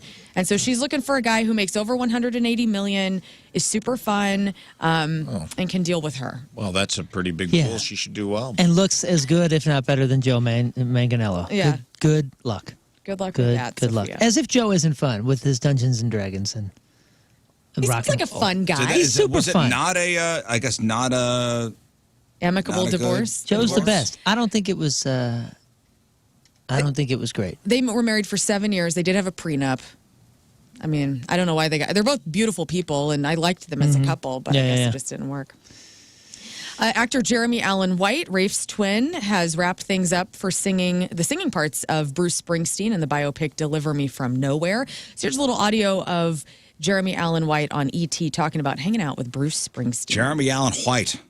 I went to go see him. I spent as much time with him as I could, and he was really generous with his time. And we went over to Freehold, and he kind of, walked me around where he grew up and where he lives now. And I got to ask him a lot. And then, these guys who've been around so long and are such icons, there's just an endless amount of footage and writing and books and, but the music was the real, that's where it is, really. I just can't care unless it's him playing Bruce Springsteen as a wrestler Fine. because he was great in that. What was it, Iron Claw? Iron Claw, yeah. Yeah, he was awesome in that. People checking in about Cleveland. Go to Cleveland, go to the Rock Hall, Christmas Story House, go to a Guardians game. Stadium's cool. It's great. Everything. How far is that drive? I've done it. It's far. It's far. I mean, It's farther than you think. you can make it in one day, but it's far. Yeah, I mean, of course you could I make it in a drove day, there but is for a it show. Sub 8? Ohio's a weird state because some stuff is close and some stuff is very far away. Because I'd driven to other parts of, Cincinnati's not that bad. And so I was like, I'll drive to Cleveland. And then I started driving. I was like, holy smokes, this is like a 9.5 hour Yeah, drive. Ohio It's- is. We think of Ohio like the rest of the country thinks of Missouri. Yes. And they go, oh, Kansas City. I'm in Kansas City today. Why don't you come visit? And I'm like, Kansas City, man, that's the other side of the state. Right. And nobody knows that. They're like, oh, what do you mean? I thought St. Louis and Kansas City were the only things to do in Missouri, so they're just twin cities. 8 to 9 hours, 590 miles from here to We drove to Indianapolis. Is that on the way? Like Indianapolis, we stopped there, had some really great food. major and then- cities along the way, Indianapolis and Columbia. Yeah, because we did like a whole road trip to Indy, Cleveland, Columbia. D.C. I'm sorry, Columbus. Columbus, Okay, Ohio. I was like, Not Columbia. Columbia. Well, back to Jeremy Columbus. Allen White. So they've wrapped the vocals. So he is singing as Bruce Springsteen on He's this singing? upcoming. Oh, he's doing the whole thing. He is. He's kind of taken an anybody- approach like Timothy Chalamet. Anybody interested in this? I feel like No. he's too late. Not he, but the whole movie. Because we did the Freddie one. We did the Freddie We one. did the we Elton did the one. John Bob Dylan one. We just did the Bob Dylan Well, one. We remember did the that- Elvis The Weird one. Al one. The Elvis the one. Elvis one. The Elton one followed the Freddie one, which I think suffered from that because people were just like, I just saw this. Everybody loved the Elvis The Elton one. one was great. The which one? The Elton John one was Rocket Man? Man was amazing. But- That guy killed it. But did everybody Yes. see it? Is what I'm saying. It did very well. It did? Oh, I think all these biopics are doing Taron it. Egerton. Egerton. And then the He Elvis was one awesome. came out, and that killed it too. Oh, maybe it was just me that I didn't. I'm interested Okay. in it because I love The Boss. And now I realize that had I made a few better choices with my life, there was a chance. You could have played him. I could have been cast. Oh, buddy. Couple wrong moves. More than a couple. If we go back, I don't know. That's all I would Go have done back, in I my audition. know. They're like, that guy came Pinpoint in the with moment in your he life. just kept saying, come on, Rudolph. Come on, Rudolph. And Sorry, you're not right for the part. Come on, quit. so much Bruce. I think Ben Stiller should have played him because in the Ben Stiller show he played the best Bruce Springsteen. Well, Bruce Springsteen handpicked Jeremy Allen White, which is such a badge of pride. Like, I mean, how do you go? Like the boss picked The you. boss picked him. So we look forward to that. And finally, just in case you still want some new music all up in your ears, Linkin Park's From Zero Deluxe Edition adds new studio and live tracks, and Sleep Theory's debut album is called Afterglow. Those are in record stores and streaming today, and that is your prep on Sleep celebrities. Theory. That's the. They were here, weren't they? Didn't they play Point Fest Oh no, last year? Sleep Token. Sleep Token is more dreamy and weird. That's the biggest band on earth. Sleep right now. Theory was at Point Sleep Fest last year. Token. That's the. What's the lead singer? It's the guy in the mask. mask. And Yes, the, all masks. that's a whole thing. It That's sounds a like whole The thing. Weekend and metal mashed up. Yeah, a Sleep Token song came up in the car yesterday. It was like a show, like, you should listen to this. So I said, okay, I'll listen to this. It was a song called Caramel. Uh-huh. I don't know if that's single or not. Are we playing that? I don't Probably. know. We're playing one or two of them. And Yeah, it's selling everywhere It out. starts off like The Weekend, Yeah, like a weekend vocal, and then it gets like yeah, it's its own thing. It's very cool. The first couple records, that Sundowner record and something else, was like so different and such a breath of fresh air, and it's still cool. You know who manages them? Old boy, the drummer for Funeral for a Friend. You Remember that band? No way. I do. Yeah. He's been managing them. Well, they are very Good popular. for him, I know huh? I know they were at the factory not too long ago, and it was a big deal. Yeah. Oh, and the Factory's probably the smallest venue they've played. Well, in a and while. that's what I heard. Like, hey, if you want to see this band, in a small place, Dude, they're doing arenas last time. everywhere else. That's crazy. That's your crap. Guys, I don't know if you knew this, but there are celebrities celebrating a birthday today. Let me tell you a few of them.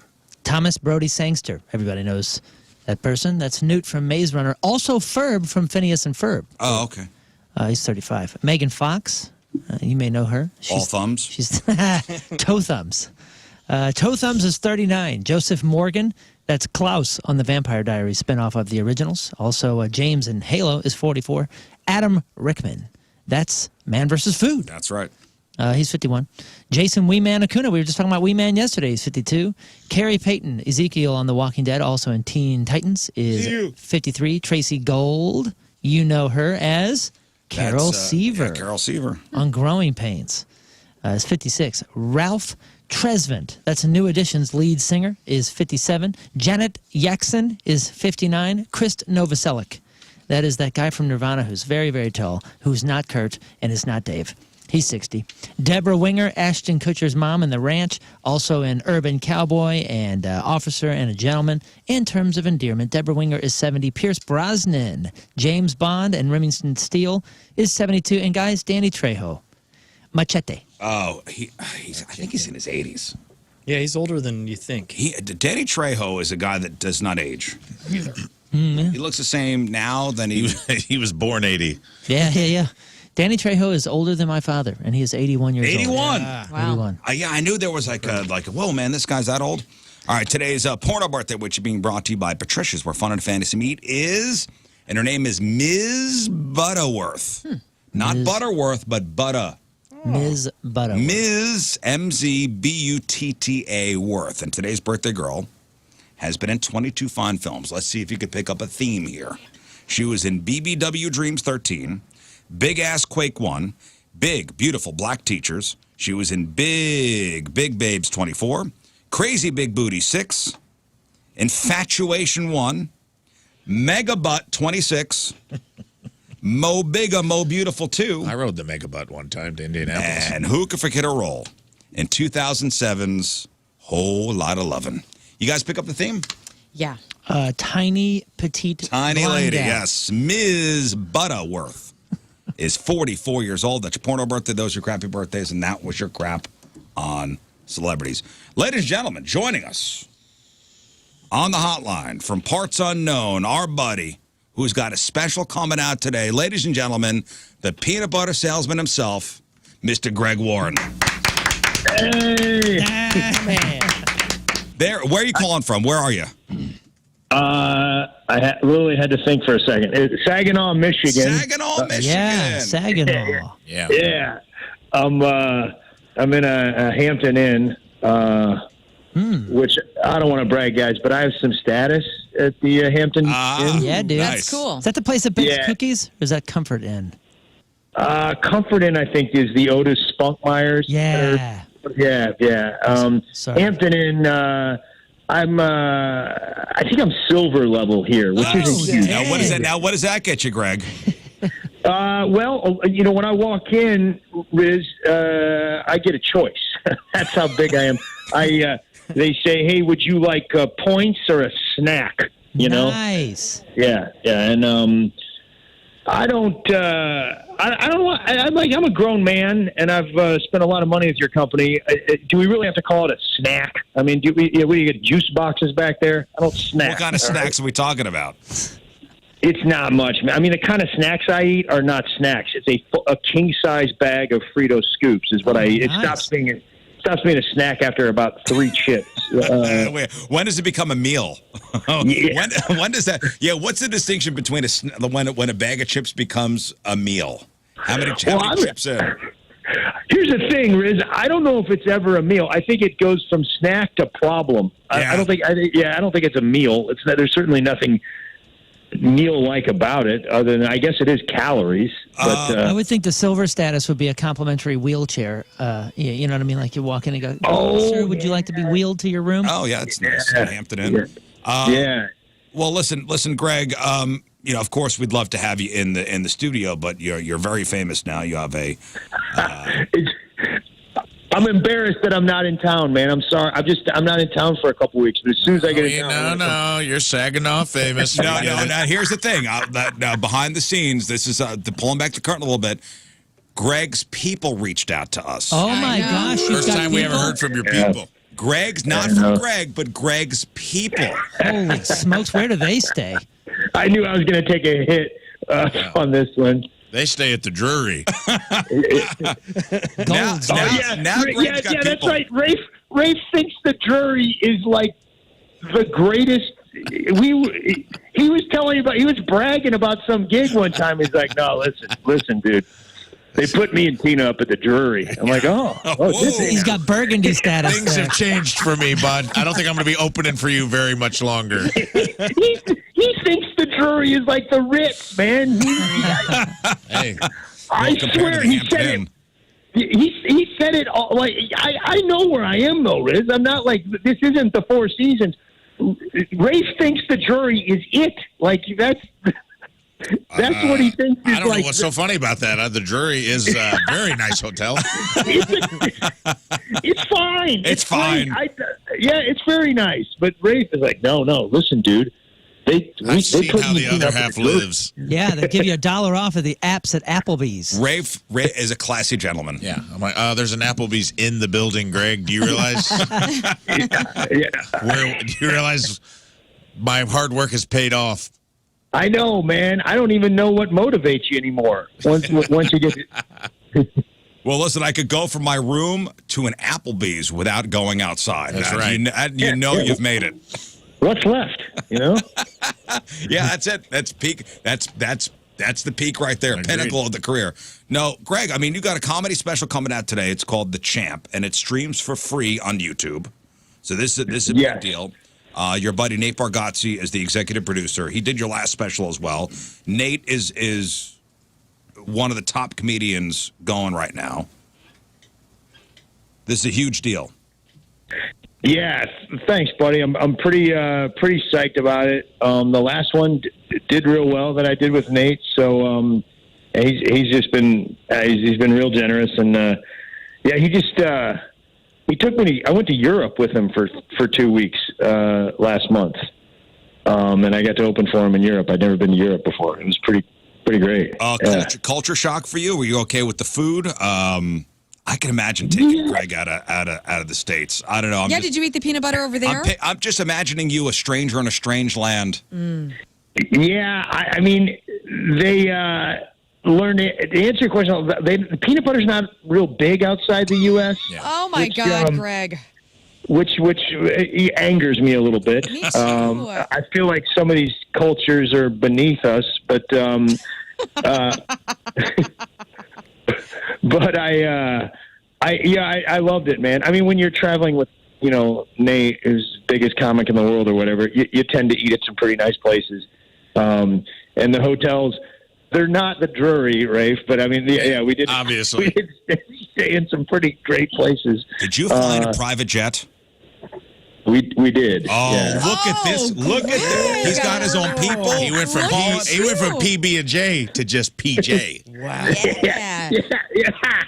Somebody asked me, they were like, "Do you have jet lag?" I'm like, "Private jet lag. It's a little different." Did you sleep on the plane? Yeah, we did, man. Where did you sleep? did. Did you have your own bed, or did you sleep in one of those chairs with the reclines back? It was beddish. Yeah, it was. Yeah. Listen, I want to be clear. This is not my money or me. It's you. Yeah, It's you this now, is buddy. not me. Yeah, I am support staff. Did Nate gently stroke behind your ear until you slumbered off? No. Nate hazed me most of the trip. Actually, yeah. He's a great guy and generous, but man, he went in pretty good on me. I'm terrified of heights. Like I went to the Eiffel Tower, and they terrorized me up there. Like they pushed me. Nate, we were in that elevator with like a see-through glass or whatever thing, and he pushed me to the edge of the elevator with a lot of people in there, and his daughter jumped up and down to freak me out. And I did. Yeah, dude. And that elevator, tell me if I'm wrong, but it kind of reminds you, do you remember the original Supermans? And like that whole Eiffel Tower? Oh, yeah, Superman 2. I think, yeah, maybe 2. The elevator is the same elevator, bro. It feels scary. It is kind of scary, even to somebody that's okay. Did you end up doing the stairs at all? Because that was terrifying. Yes, I went down the stairs. Yeah, wasn't that scary? Like, it turns you instantly into a 4-year-old. It was all scary, and the scariest part was like the transition. You go up one elevator, then you got to in the middle. You got to get out and sort of walk by the railing, and that's the railings are what freak me out. When you're enclosed, I'm okay. The railings, and I was just like, I could just fall over, and these two just really attractive European women they just literally pointed at me and laughed because I was like, they were like, look at him, like I was like just trying to get as low as I could, and it was awful. Yeah, what's it like traveling around with the most famous comedian in the world? Is he recognized everywhere? Is it? Oh yeah, he is, man. He not as much over in Europe as he is in the States, but yeah, everywhere we went, somebody knew him. Interestingly enough, nobody seemed to really know who I was. Crazy. Well, no, you're the picture taker. They're like, here. Oh, man. Yes. I did some of that, Moon. Do we have to bring it up on the day of my special? Hey, we've all done it. We've all done it. Yeah. And I wanted to tell these guys, I'm silver at the Hampton Inn, guys. Does this mean anything? Show some respect. Freedoms. Yeah, I can get you snacks. All right, so the special's called The Champ. Again, it's streaming for free on YouTube. How long is it an hour and a half? What are we time-wise? It's 50 minutes, a hard-hitting 50 minutes. Riz, I would say of that 50 minutes, 46 are funny. Nice. I'm going to tell you what. Yeah, I mean, that's my estimation. I would say 7 are memorable. Is where I'm putting it. And how long have you been working on this material? Was it traveling around for a year? Because your last special 2 was years, in 2023. Yeah, 2 years, and I got to give it up to our buddy Rafe. There's a sort of a featured bit. I think maybe the strongest bit in the thing. I did this bit about. Our neighbors, the state of Illinois, they have high school fishing over there. And I sort of, I did a bit about what I think that looks like. There's high school fishing coaches and high school fishing assistant coaches. And I was asking if there were high school fishing cheerleaders. And the bit was going really well. And me and Rafe did this gig down in Alabama. And we were driving home. And he's like, man, we did this one cheer. The cheerleaders in our school did this one cheer, and it was like the hottest cheer. And he told me the cheer, and I was like, "How can we make that into a fishing cheer?" And we did. It's like it goes like I don't know how's the real cheer go, Rafe? Bang bang, choo choo train. Come on, Falcons, do that thing. Get it. Got it. And let it roll. And Riz can confirm was a cheer, Dad. It still exists. Yeah, it's still going cheer. strong. That was so good. Yeah, so I end the bit by going, bang, bang, choo-choo train, come on, anglers, do that thing, cook it, reel it, weigh it, now throw it back. Bang, bang. and Rafe, was the one who got me to do that thing, so thank you, Rafe. And it's in the special. It's in the special, and then I'll be looking for my name in the credits. This is my name in the credits. Uncredited. But I'll tell you what's in the credits. 2 days before the special, I was like, I need to put some moves with this cheer, as bad as they're going to be. So I went to Kirkwood High School, and their cheerleading coach taught me a couple of moves for the fishing cheer. That's my daughter. Yeah. What's that? That's my daughter. My daughter's a coach at Kirkwood. No way. No, this girl's not your daughter. This girl's not your daughter. Yeah. I was like a 20-something blonde gal? No. Oh, No, this girl, no. No. No. Okay. I don't know why I'm getting all nervous. I didn't do anything with your daughter. Oh, it's fine. Whatever. I didn't cheer with your daughter, man. I wouldn't cheer with Did a you girl cheer half with my my age. daughter and not tell me?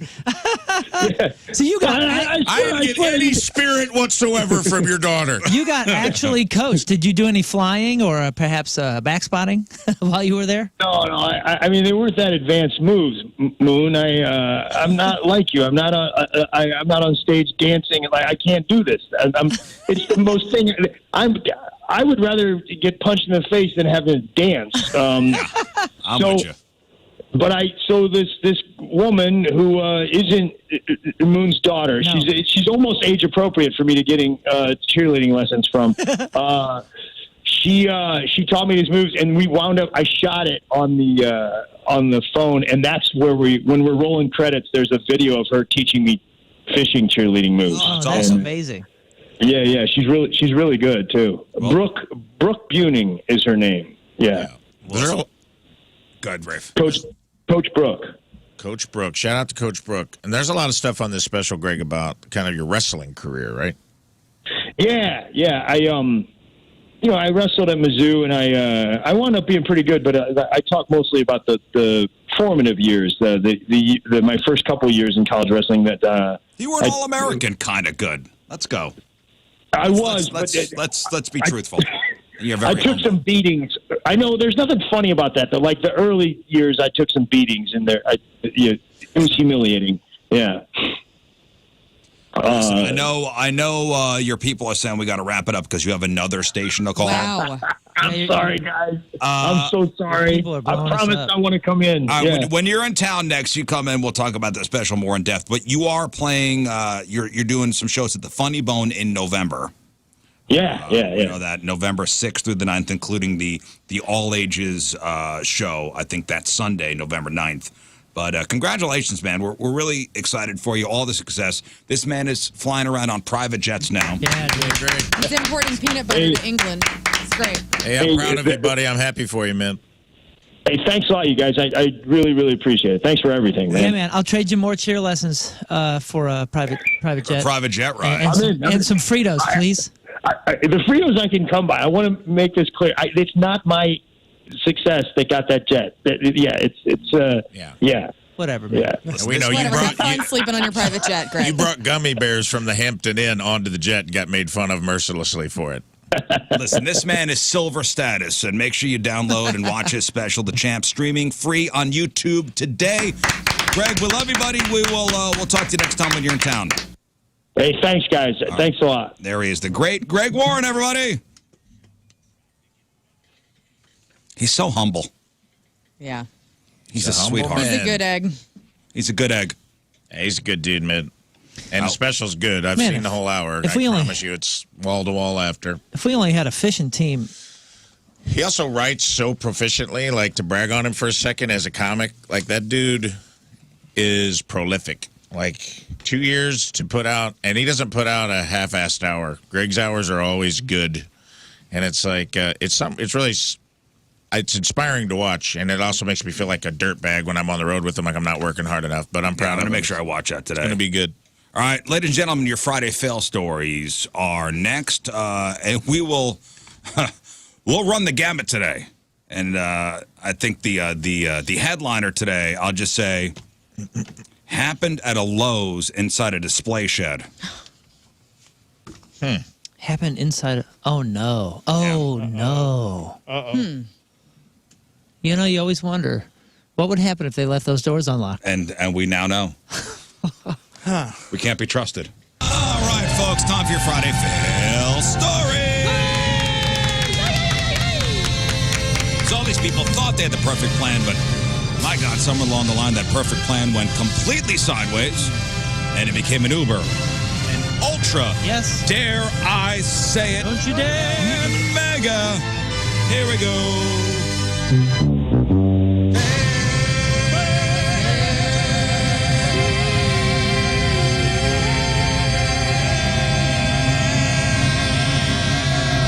Oh, God. Fail. Wow, you sounded great, Bob. That's not great. That was really It was great. horrible.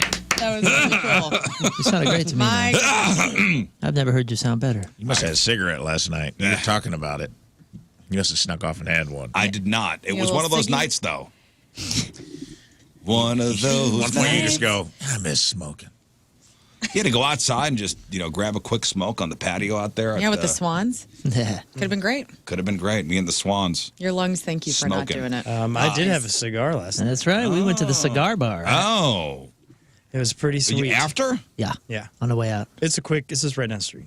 Oh, you guys you guys actually smoked cigars last night? We went to the cigar bar. Yes. Yeah. This was it was a nice night for it. It was a perfect beautiful night for it. All right, Friday Fail Stories is sponsored by. Moritz Royce Jewelry, the official jeweler of the Rizzuto Show. All right, we'll start with this one. A couple traveled all the way to Hawaii for a destination wedding, only to find out they were not invited to the ceremony or reception. So the woman, she went to Reddit to go talk about this, to share how her husband, a 10-year friend of the groom, had even attended the bachelor party a couple days earlier, assuming they were fully included in the wedding plans.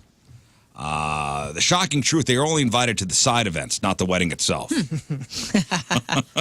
Were they not told? I guess no. I guess they weren't told. The groom claimed the info was pretty clear on the wedding website. The couple says that wasn't obvious.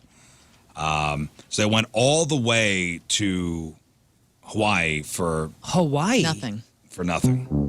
Yeah, right. I mean, I'm in Honolulu and I'm not invited to the wedding. I would assume, hey, Best of both worlds, hey, bud. Kim and Bob. I mean, I'm kind of expect to see excited. you. Yeah, now I'm in Hawaii and I got a free 4 hours to to plan without having to go to that. That's great. And people on Reddit were stunned, actually, calling the move unbelievably rude to not invite them to the wedding. So they went to everything else, the wedding shower, the bachelor party, the bachelorette party, but were not invited to the wedding. Well, which they had locally, right? I can understand this is a miscommunication, and it's on the groom and the bride. They dropped the ball here, but at the same time, you booking flights, brah? You booking flights and all that stuff to Hawaii without without the. Well, somebody asked, what's even left of the wedding if you're not invited to the actual wedding? Right. What? You got all the benefits of going to all the fun stuff, and you didn't have to sit through a ceremony. This is the greatest. Yeah. This is a win for everyone. Knock it off. This one here comes from my old stomping grounds, the town of Nanuet, New York, which me and the wife spent a lot of our formidable years cruising around the streets of Nanuet, about 20 miles north of Manhattan. Now, they say old folks like to have a routine for everything, and apparently that also includes crashing into banks. So back on Friday, March 21st, an 83-year-old guy crashed his car into a Webster Bank in Nanuet, New York. This is at 2 o'clock in the afternoon. At the time, he said he thought the vehicle was in park, accidentally hit the gas pedal. Old guy, fine. Okay. Drove through a glass window. Thankfully, nobody was hurt.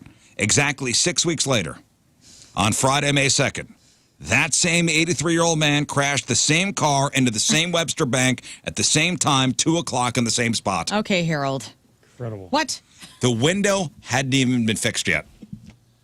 So this time he crashed into the temporary plywood. The plywood that was put up from the first time he crashed through the window. Well, at least he's not aiming for windows. And this time he told police he was steering into a parking spot when he thought he hit the brake, hit the gas. The guy wasn't cited the first time around for whatever reason, but the second time he was hit with 2 traffic violations. The police report says he was injured in the second crash. It sounds like it was minor. They've already put another temporary plywood wall up, so if that's your bank, you should probably know that in another 6 weeks, the third crash will happen. Jeez, That's a Friday, June 13th. Whoa. Friday the 13th. Take his license. Fail. Yeah, it's time to take the keys away. Y'all ever seen anybody go through a building? No. One of my core memories from when I first started driving was, puppy. I'm assuming 16 years old, and I'm at the intersection right down the street from my house. This is Sappington and Gravois, and there is there used to be a Church's Chicken there and 2 gas stations. And I saw a big old boat, like a 70s something, like a Lincoln Continental or a Buick Electra or something, one of those cars, pull out. It was an old fella. And he pulled out of the, it was like a shop and a gas station combined, right? And it had a tiny little window area thing with a snack bar. This dude pulled out of the shop, came out here, and this is one of the biggest intersections. And he drives out and he runs the red right in front of me. And I was like, whoa, what's this guy doing? And then he just slowly circles around and crashes right through the window and bricks of the same gas station he just left. Crazy. And it turns out, like, I guess something went wrong with the brakes. Like they disconnected the brakes or didn't reconnect. Something where he went out in the intersection, had no brakes, and decided, well, I'll just put it back where I found it. You showed me a picture today of a car. Is it a Target? Yeah, it said South County Target. I don't know if it was from this year, though. Because I was looking for the story. I was too, and I couldn't find it, so that could have This been car from is years in ago. the store. Yeah. It might have been Brentwood Target All the way way in? back. all the way in. Wow. Like by the laundry detergent. All the way in. Like this guy didn't have a lot of speed, but that car weighed 8,000 pounds and went poof, right to the desk. I didn't see it happen, and I assume this was one of the death knolls of Uncle Bill's Pancake House. But a year or two ago, I mean, I was on the show, so it's recent. Somebody just crashed a Ford Mustang right through the Uncle Bill's. So I was like coming down Kings Highway and just saw the ass end of a car hanging out of Uncle Bill's Pancake House. And someone had posted pictures from the inside. They didn't even close. They just taped off That is the booths Love it. where the car crashed through, and Where they there kept could the be other half of the glass. restaurant open. There could be glass And here. Show must go on. Bill's like, we're hanging by a thread here. We close down today, it's over. Wow. Watch your step. Respect. Guys, there's nothing worse than coming home and discovering that somebody broke into your house. Except in this case, it did keep getting worse. So a guy in Los Angeles came home last Saturday after being away for a couple days. And when he put the key in the door, he looked inside and saw that his house had been ransacked. Looked closer and found a naked man sleeping in his bed. Dang it. He called the police and they hauled the guy off to jail, but the homeowner continued to find strange things inside. The intruder apparently ate a box of ice cream sandwiches, cooked some veggie burgers. He went through all the chewing gum. He ate a full box of 60 pieces of gum. Oh, okay. Now, And then spit it out in a big wad the size of a softball. Wow. couldn't stop his jaw from moving. I wonder what was going on. The intruder also killed a possum on the back patio by using a statue. Not surprisingly, the homeowner also found little baggies around, which were probably some kind of drugs. Okay. I didn't even know that part of the story. But Police are investigating. this guy chewed everything he could see. Yeah. Did he chew the ice cream sandwich box as well? Good gosh. Some people just don't learn. Case in point, Spencer Blatnick. That's right, Spencer Blatnick from Norwalk, Ohio, who just racked up his 20th OVI, which is operating a vehicle impaired. 20th. Golly. So police spotted Spencer driving his van at what I will describe as a glacial What do you mean? 15 miles an hour. What do you mean his van? He shouldn't have a van. Right? I mean, aren't there I laws? think they meant his home. Oh. Police spotted Spencer driving his van at a glacial 15 miles an hour in a 25-mile-an-hour zone, then speeding up, then slowing way down again. Add in a traffic stop for rolling past a stop line, and things were already looking shaky for Spencer. Police pull him over. Spencer tries to blame the strong smell of booze in his car on spilled beer. Classic Spencer. Yep. Spilled down my throat. He also claimed he hadn't had a drink that night, right before admitting to 3 beers and a shot. When asked to do sobriety tests, he gave up and told him, why don't you just take me to jail? Turns out his license already suspended for, you guessed it, past OVI convictions. Now faces charges for OVI, refusing a sobriety test, driving under suspension, and more.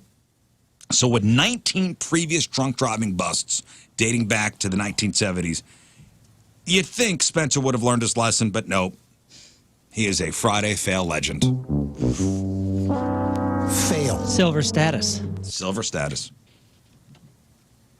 In Harris County, Texas, a 56-year-old grandpa, Arturo Villarreal, found himself in hot water after a parking lot dispute went full-on slapstick. Here's how it went down. Arturo, hanging out with his 2 granddaughters at the Dollar Tree parking lot, when things got heated with another driver. After some words were exchanged, the other guy launched a burrito at Arturo's car. Oh, no. Instead of letting it go, Grandpa whipped his car around, rammed it right into the burrito bandit's vehicle. Black beans? I don't know, but he took his car, rammed the other car. Cops say it was no accident. He meant to do it. End result, Arturo arrested, charged with felony aggravated assault with a deadly weapon. and his bond was set at $7,500. Queso's extra. Failed. Speaking of queso, I'm glad you brought that up. I'm always thinking about queso. A Taco Bell employee in Milton, Florida, spent time in jail this week after admitting to spitting into a customer's nacho cheese. Don't ruin this. Oh, God. Now I'm going to be thinking about this That's all the exactly time. what I expect out of Taco Bell. And this is after what authorities described as a 15 personal years. dispute. He got 15 years, right? Because that's over the line, Smokey. 34-year-old Felicia Archer arrested and booked into the Santa Rosa County Jail. Bye, Felicia. This is on May 6th after video surveillance at the Taco Bell showed what she did. She was charged with second-degree misdemeanor, culpable negligence for exposing another person to harm. So according to the arrest report, the incident unfolded when a customer ordered nacho cheese as part of her meal. Upon opening the container, she noticed a mucus-like substance that didn't look like it belonged there. Well, hey, it's good to know it separates. Can't deal. She told the store manager, who looked at internal video footage and discovered that Felicia had intentionally spit into the nacho cheese before serving it. What was the reason? During questioning, she confessed, stating that she had, quote, a beef with the other woman. Beef Supreme. She believed the other woman was trying to get with her boyfriend. The report notes that Felicia's deliberate act of contaminating food with bodily fluids was a reckless disregard for the health and safety of others, violating Florida State Statute 78.4.05, Section 1. Scheduled for arraignment next week. You don't mess with people Failed. and handle your food, you know? No. This is wild. Here's how you waste a perfectly valid excuse to skip work. I got some audio to go along with this one, too. So, 28-year-old Maryland woman facing charges after she ignored a cop and drove through a street fair last Saturday because she needed to get to work. Dude, this is wild. In the video, there's video to go along with it, too. So her name is Kai Bostic. It happened in Laurel, Maryland, halfway between Baltimore and D.C. Cops had the street blocked off with yellow tape, and her BMW was on a side street with no way out. So she told the cop she needed to get through real quick, but he said, no, there's a street fair going on, like with tents and everything set up. And even the cop was like, hey, listen, I'll call you a cab. I'll call you a cab. But she works in Virginia, so it's not a short ride. She eventually got out of the car, tore the police tape, slowly started driving forward even though the cop was standing in front of her car. He ended up having to move so he didn't get run over. People at the fair panicked thinking she was about to plow through the crowd, but she never drove fast, didn't get far. There's a chest cam footage of it all. She stopped when a bunch of firefighters stood in her way. Then the cop ripped her out of the car, cuffed her. According to the police, the cop suffered minor injuries. Okay, She was in court facing multiple charges, including second-degree assault, resisting arrest. But here's where it gets murky. Her lawyer told the judge she'd been instructed to park on the side of the street the night before, and somebody said she'd be able to get out for work the next morning. yeah, I hate to be this guy. And none of what she did is okay because the cop was there and the cop was in front of you. Can't, you know, all of that, risking somebody's life and whatever. But I'm going to go ahead and say that if I was in this scenario, exactly like you painted it, and there were no cops telling me you can't do this or anything, I'd would've done it? I'd go under the tape and I would have But there was a cop that said you can't do this. I know. I'm saying if you take that element out, I'm doing it. I gotta go. I gotta get somewhere, get to and I work. will do it extremely safely. I probably would have done the same thing, honestly. And I understand this is obnoxious. Oh, you would? You admit it too? Okay, I thought I was gonna be alone here. I would do it too. Not with a cop. Not with the cop literally standing there telling you can't do Yeah, this. and trying to push your hood, Right. to tell you to stop. Like that's crazy. The town. lawyer said she panicked, thinking she'd get in trouble at work, so she wasn't thinking clearly. He also noted she was a former honor student with no criminal history. Argued a weekend in jail was punishment enough. The judge disagreed. Oh, really? Oh, come on. They said it was because more than she reckless slowly- because an officer was hurt. Yeah, that's okay. Yeah, you're right. I mean, there should be a Was he standard actually punishment. hurt, though? Well, here's the chest cam footage. I apologize for the inconvenience. I'd be happy to call you a taxi. Fortunately, I don't have to come back. I just need to get out. I gotta go. I'm telling you right now. Oh, I gotta go to work. What do you want me to do? Like, I have to go to work. You cannot get out. Stop your car. Stop. Excuse me. Stop. Excuse me, y'all. What's it? There's a lady running down the street now in a BMW. Stop. Get out of the car. BMW.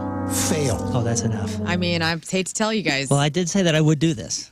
So there you go. So, okay, maybe. It's on Well, track. she's going to be in jail. I got She's things going to to be in do. jail until July 18th at least. Oh, my gosh, They have dude. kept her in jail. I just Well, find who's it gonna funny work that for her now? They Two didn't Beamer fig- guys said they'd do it.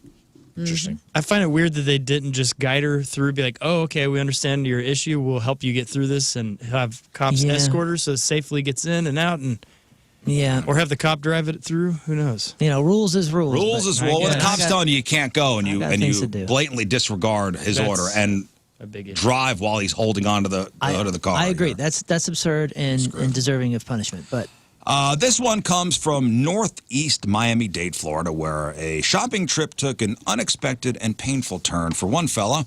On Saturday afternoon, shoppers at the Walmart were startled when a man accidentally shot himself with his own gun inside the store.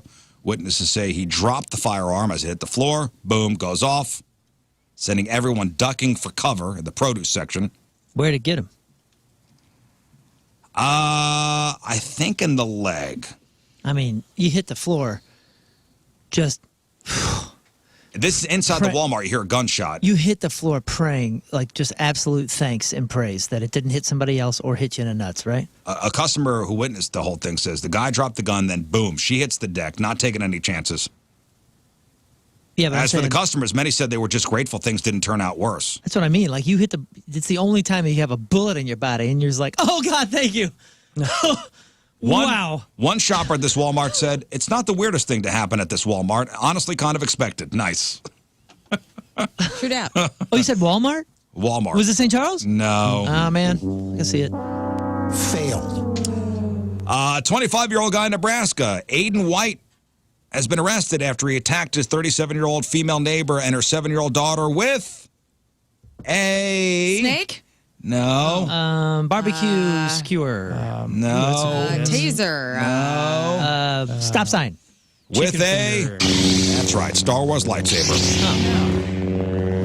He first hit the girl while she was out playing with her friends. Her mom confronted him. Then he hit her in the arm and the shoulder with the lightsaber. Both the mom and daughter say he hit them hard enough that it was painful. Police were called. Aiden admitted to the attack. He told cops he was upset because he was upset with the victims because his rent was going to be raised. Supposedly because the victims kept the shared thermostat too high. Charged with 2 felonies, child abuse, and second-degree assault. Oh. Sorry. Put that away. Fail. And finally, let's take the time machine back to Mother's Day. Okay. Last Sunday. Now, if you want to do weird stuff in the privacy of your own shed, I'm not going to judge you. Rafe won't judge you. Scott won't judge you. Whatever you want to do. But at least buy the shed first. And get it going with that gasoline and oil and grass smell in there. You know what I'm saying? A Like, guy it's in a good smell. Louisiana arrested on Mother's Day after he was caught joeing inside a display shed at a Lowe's. When you got a Joe, you got a Joe. Lowe's knows hose. Lowe's knows. So this happened around 5 o'clock Sunday evening at the Lowe's in the New Orleans suburb of Slidell. It was one of those tool sheds, you know, you've seen up front in front of the Lowe's and the Home Depot, the display ones, to show you what kind of different storage options there are Yeah. available at the store. And you got to check the inside. You know, you just want to make sure it looks Is cool. it good and all for that. woodworking? Somebody, so they pull up to the Lowe's, they go, ooh, a storage shed. And they peered inside, and they saw naked guy. Cops showed up, searched 4 or 5 of the sheds, eventually found him lying on his back, pants around his ankles, It's that sweet. an open tub of Vaseline next to him. Oh, what? Vaseline. So it was Brought his planned? own accoutrements. First degree? My Lord. I just This keep was- picturing that Ace Ventura 2 scene where he's like, "Woo! I'm meditating." I assumed it was second degree, but this is planned. This is premeditated. That seems like it's a bit much. So they also said he had an electronic device on him, so probably a phone. He admitted he'd been joeing and he was watching YouTube. I thought maybe he had YouTube. HGTV. I thought he had just gotten, aroused by that sweet cedar smell. They didn't release his name and his age. He's facing charges of obscenity. Or HJTV. Fail. Obscenity. Obscenity. That's a thing. Obscenity? Obscenity. Well, I mean, he was in the shed. So it wasn't public. So he wasn't, I mean, technically, I guess. Someone had to open This is a it. JO loophole, is what you're saying? I mean, it's still obscenity. You can't go to somebody's random shed and just Joe. Right. But it's not like he was out in the open. Okay. Obscenity. It seems so broad. They're going to. You think he's going to I think it's just gonna get be- off? I think Wow. definitely just a slap. Exportable warehouse. You need room for your stuff. All right, we'll take a break. We'll come back. Rafe has this week's In Memoriam. I do. What a pleasure for all our ear holes. I'm going to get in there. Because I know it's coming up, and it is a treat. Yeah, this happened in Texas the other day. If you haven't seen the footage, it is a master class in how not to tow a car. Okay. Okay, some guy's old Saab broke down on a highway in Houston on Monday. And instead of calling a tow truck, he hooked a big chain to it and had his girlfriend tow him in her SUV. Yeah. So towing with a chain isn't the safest option No. or the most legal, but it's seen something people might do in a pinch. We've all seen it done. Someone has to just sit in the car being towed to steer and ride the brakes. So the couple in Houston made one key mistake, though. They hooked the chain up to the back of his car and towed it backwards. And his car was all over the road. I saw this.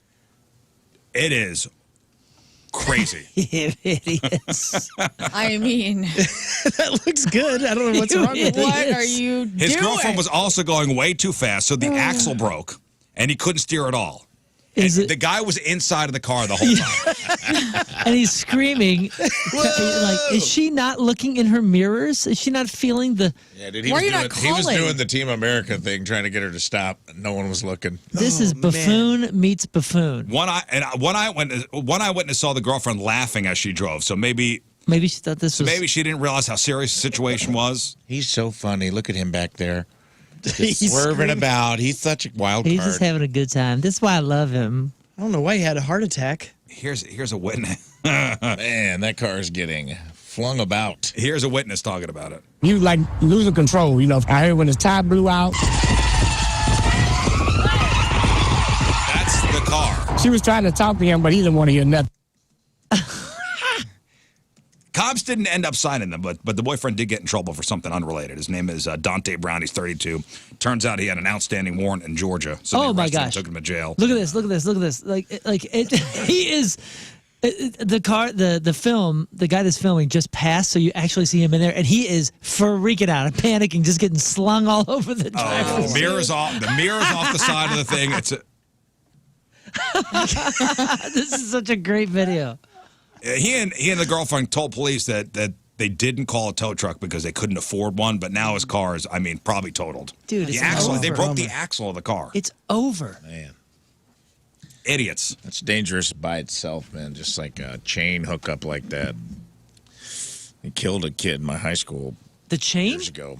They were like trying to tow something with a chain, and the chain popped off or broke, and he was sitting like, what we called it, riding bitch at the time, and in a truck, and it went through the back glass and hit him in the head. Oh my gosh. My God. Thanks, Rafe. Yeah, thanks a It's lot. dangerous. We were I'm having a saying good it's time. dangerous. What is man. E Rafe. Memoriam? That leads us into Sorry if you guys can't handle the truth this week's E Memoriam. about chain tows. That'll be next week's E Memoriam, chain towing. This week, it's time for the In Memoriam. For those of you unfamiliar, it's a lot like the Oscars In Memoriam, only it's people we lost via email, messaging. Sometimes it's subjects we covered. Sometimes it's something we said. Sometimes it's just unhinged people that get mad about everything. Could be a hot button topic. Sometimes it's ourselves. You never know who might end up in the E Memoriam, but we say goodbye to whatever sacrificial lambs need to be said goodbye to that week. And with that being said, without further ado, up first in this week's E Memoriam, Old Jacksons. Oh. Whoops. That's right, Lern. We did a baby name segment this week, and Lern said she's enough with the name Jackson for boys, and she's never met an old Jackson that wasn't a douche. Old Jackson's lost to the cold hard truth that no grown man named Jackson has ever done anything quietly. Look, we've all met a kid named Jackson. That's fine. Cute, wears cargo shorts, has dinosaur opinions. But once that Jackson crosses into puberty, all bets are off. Every adult Jackson is either rebranding themselves as Jax with an X or aggressively explaining NFTs at a baby shower. Okay? Aggressively. There are no low-key Jacksons. They clap when the plane lands, okay? They vape indoors. They refer to their group chat as, quote, the wolf pack, end quote, unironically. Jacksons don't mature, they mutate. They were born with a lacrosse stick in their hand and a restraining order in the other. Oh, my God, a lacrosse stick. I'm seeing it. Can you see it? It's there. You practically got a Duke lacrosse scholarship right out of the birth canal. Leave them out of it. You don't shake a Jackson's hand. You brace for a pyramid scheme pitch. Think about it. What good Jacksons have there been? Michael Jackson? We all know what he did. Andrew Jackson? Trail of Tears. Stonewall Jackson? We know what side of history he was on. Reggie Jackson almost killed the Queen in Naked Gun as a Manchurian candidate. Luckily, a good man like O.J. Simpson was there to save the day.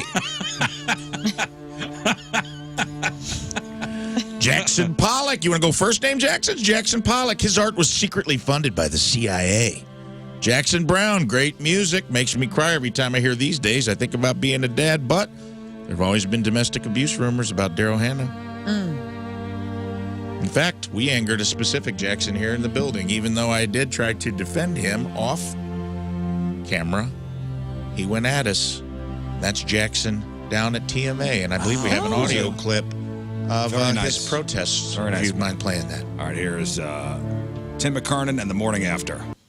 But the radio war started yesterday morning with Lern, friend of the show, and this is on the Riz show, and then Riz is on the spread zone with me and Stalter.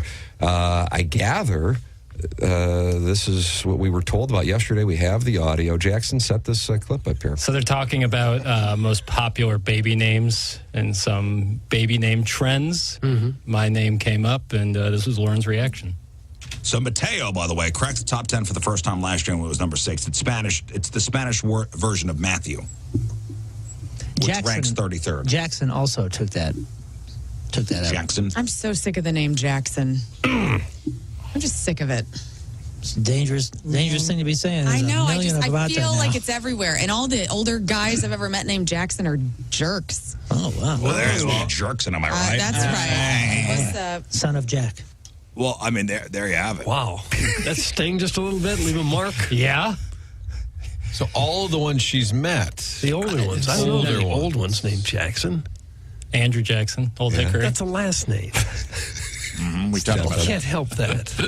Reggie Jackson. You can't help your first name either. I tell you No, what, the Jackson Wars have begun. Oh, he yeah. calls me out. He calls you calls out? me out personally. Okay. I want to know he made this personal before I go on. MD 2020 is on our side. I'm ready to fight for this show. I will die for Tim. That is MD 2020. Okay, so they've called out their soldiers. Slam was on Jackson, not Tim.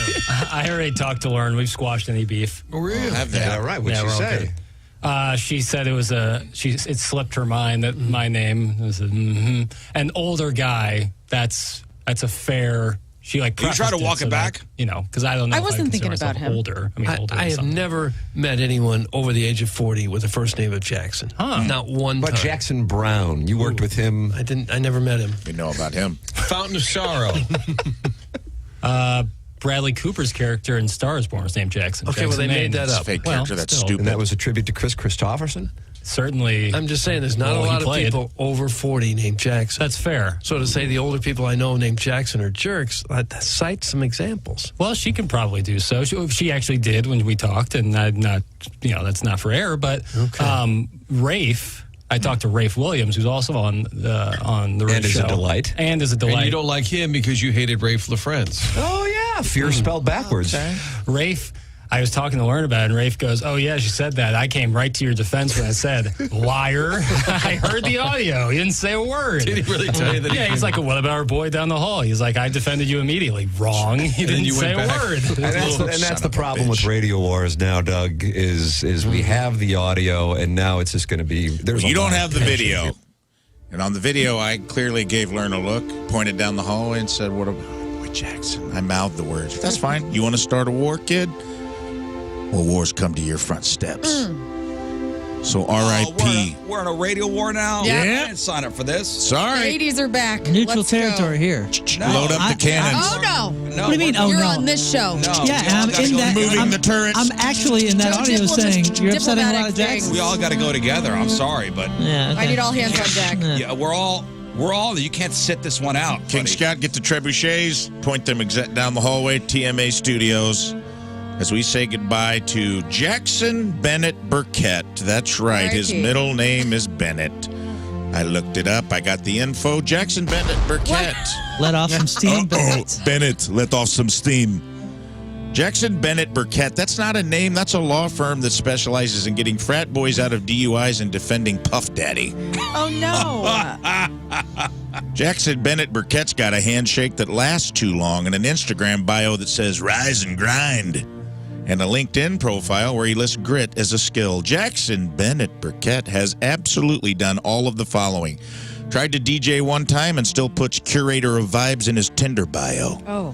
Says I'm actually a sapiosexual to the cart girls at the golf course he also publicly urinates on. Has attempted or will soon attempt to start a podcast called Unfiltered with JBB. And it will last exactly 1.5 episodes. Played one season of high school baseball and never shuts up about it, and clapped when he learned about compound interest and made it his entire personality for 6 months. So listen up, Jackson Bennett Burkett.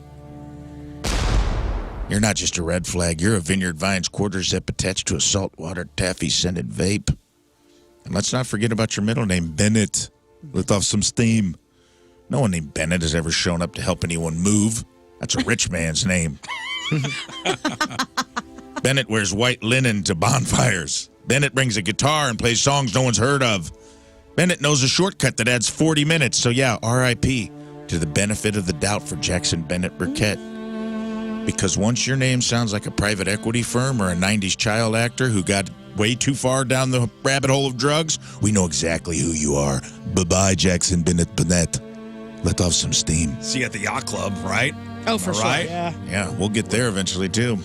Next up, ticket beggars. It's funny. We talked about people begging us for tickets yesterday and how it's getting under all of our skin, except for Moon, who you can email at 1057thepoint.com. Moon at 1057thepoint for any ticket needs you may have.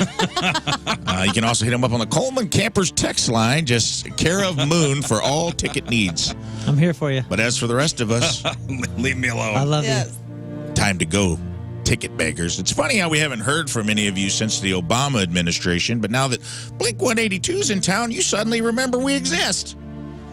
Now it's, hey, how you been? We should totally catch up. Also, can I get 4 GA tickets, preferably with VIP parking and a backstage pass so my cousin can meet the drummer? No! See, and that's how I pay people off so I don't have to catch up. We weren't invited. Have fun at the show. We weren't invited to your wedding, okay? You didn't like our Instagram post about our dead grandma, but now you want to circle back for Fall Out Boy floor seats?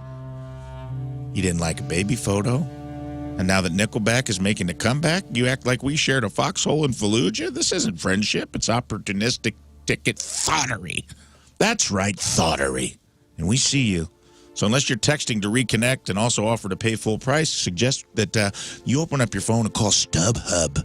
We ain't Ticketmaster. We ain't your hookup. We barely holding on to our own seats and mental health respectfully. True. Buy your own damn tickets. This ain't a guest list. It's a grudge list. Bye-bye. Bye. Next up, this one hurts a little, hitchhiking. There's no more hitchhikers, guys. We discovered this week it's just a lost start. So we say goodbye to a lost start from a simpler, way more murdery time. Once upon a time, a rambling soul could stand on the side of the highway, thumb out, duffel bag slung over their shoulder, and hope to God the guy pulling over wasn't a serial killer or worse, a guy who talks about CrossFit. Hitchhiking was freedom in denim, a handshake between strangers, a gamble with fate. It was part travel, part trust exercise, part true crime podcast waiting to happen. People didn't need Uber. They needed courage, a vague sense of direction, and an easily accessible butterfly knife. There was no GPS, just a tattered Rand McNally road atlas jammed into the glove box next to some sunflower seeds and a 38 special. But now try thumbing it on the side of I-55 and someone's calling Homeland Security. The open road's been closed by fear, Bluetooth, and the fact that literally everyone now assumes you are trying to steal their kidneys. So farewell to the golden era of dusty boots, sketchy rest stops, and bonding with strangers over Slim Jims and REO Speedwagon. Farewell to the anywhere but here attitude, the gas, grass, or ass culture.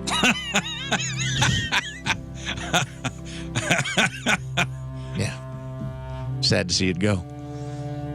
And hello to being fine with whatever the answer was, even if it was Tulsa at midnight. R.I.P. hitchhiking, you were reckless, romantic, probably illegal in 13 states, but damn it, you got people moving, even if nobody knew where they were going. God, I haven't heard that saying, gas, grass, or ass. That is so an great. old, Yeah, that it is a 1970s. Yeah, nobody rides for free. That is a 1970s. Rules of the road. thing.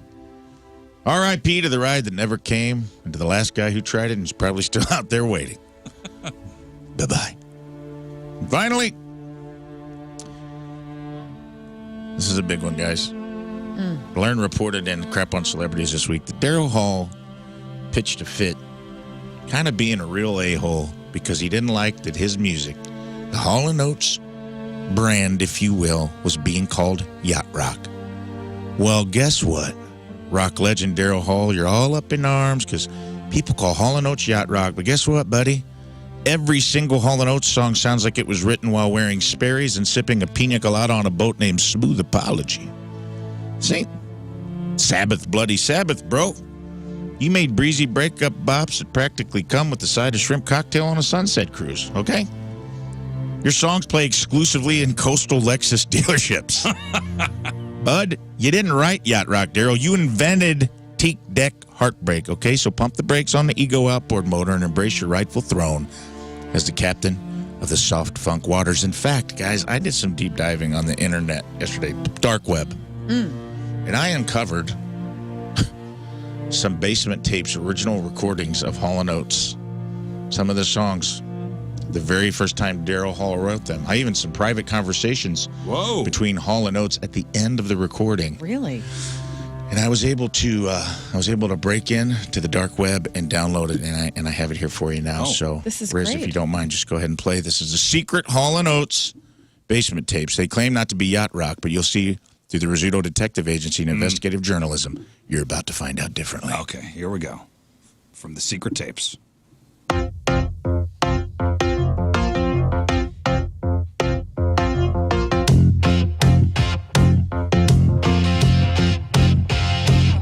What I want, yacht rock, your love's got me capsizing. With the champagne slip and sliding. Well, you might be my first name. Yeah, yeah. But I got big yacht, it's not a catamaran. You can't drive it up on land. And now we're riding in the waves. Oh, yeah. Where were you? You make my boat dreams come true. Like a lifeboat made for two. You make my boat dreams come true.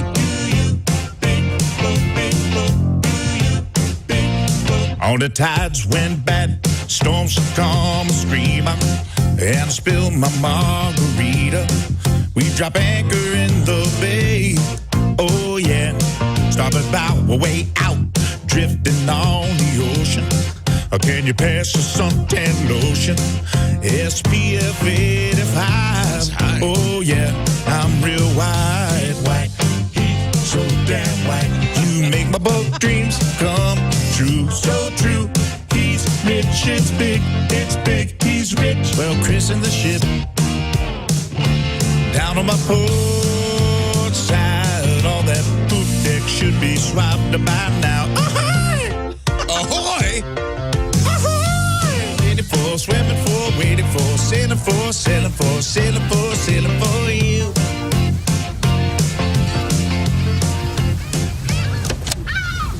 That's pretty much the whole ditty I just laid on you there. What do you think about that? Pretty sweet, huh?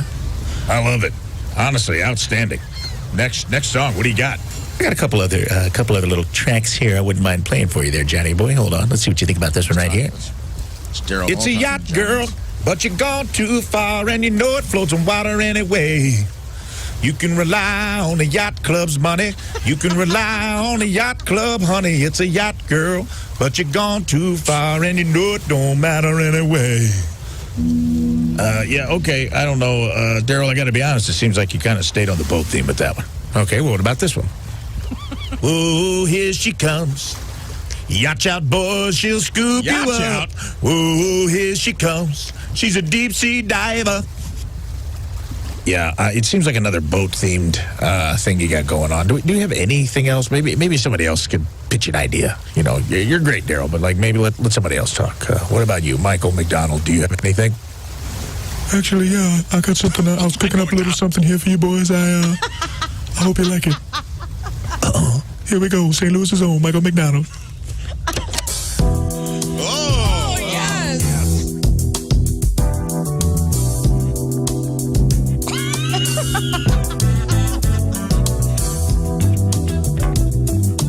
Woo! Didn't expect this.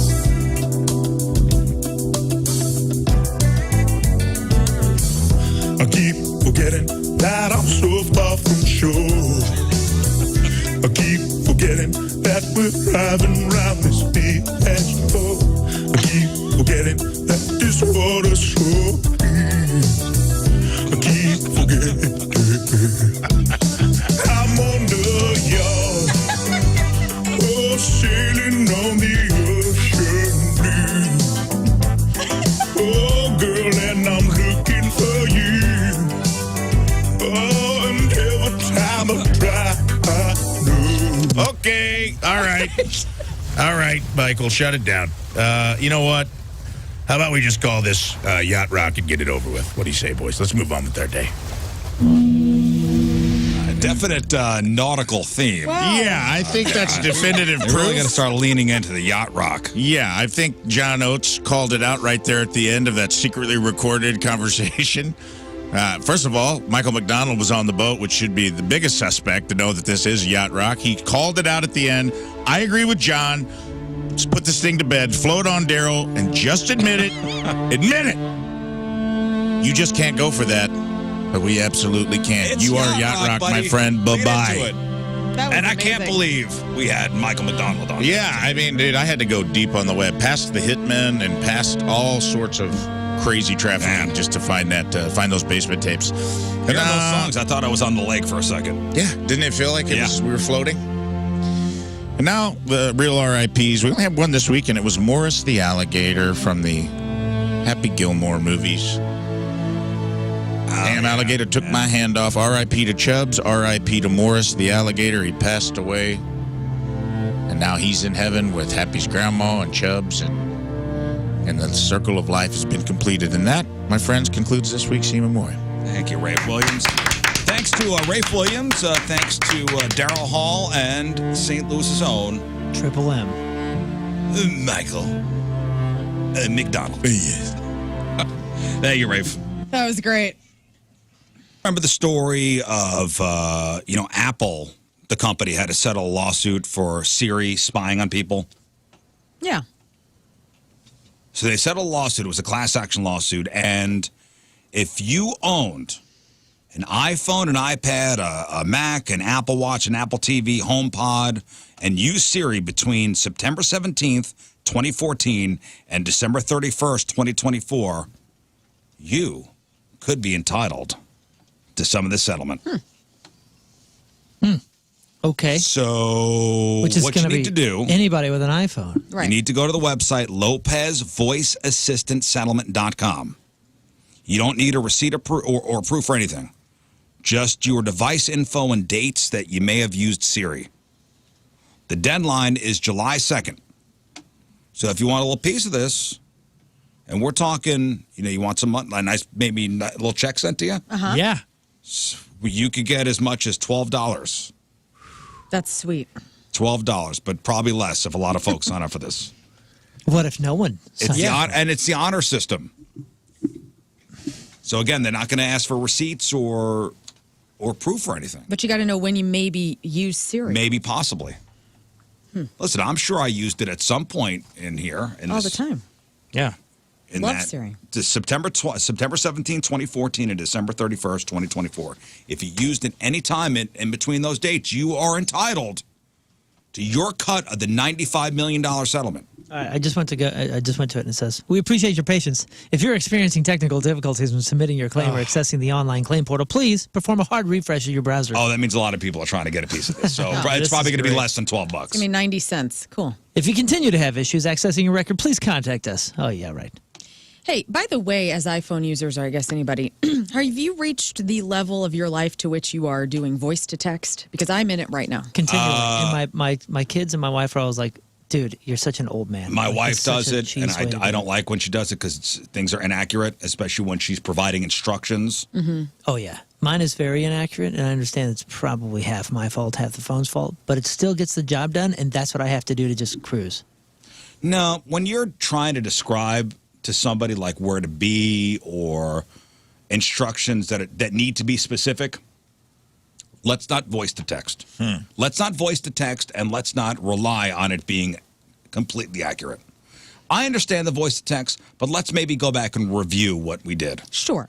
before we send. Yeah, I understand that, but I'm not like giving like street names and stuff like that. I love it. I can't get enough of voice to text. I do too, especially in the car because it'll say, I think of a lot of things in the car, and if I'm driving, why not take this opportunity to get things done? So I'll Why be do like, it in the car? Because the Apple Play does it. What? No. Yeah, that's like a response though. I'll be like, "Hey Siri, text Mallory, blah blah blah blah blah blah blah blah blah." Yeah, you'd like to? Should I send it? I'd like yes, and I'm like, dude. But then it'll read it back to you. Future. It doesn't read it back. Well, yeah, it reads it back to me, but even if it's slightly inaccurate, I don't Oh care. no, it's got to be perfect. She speaks your language. She gets it. I've said stuff 1,000 times to get it right. If it's not getting a word right, Also, do the voice notes to people. That's kind of a new thing that my friends will send Yeah. me just little voice notes. Yeah, I my get that a sister lot. communicates I don't like with me that From way. the wife. I think it's Love it great. all.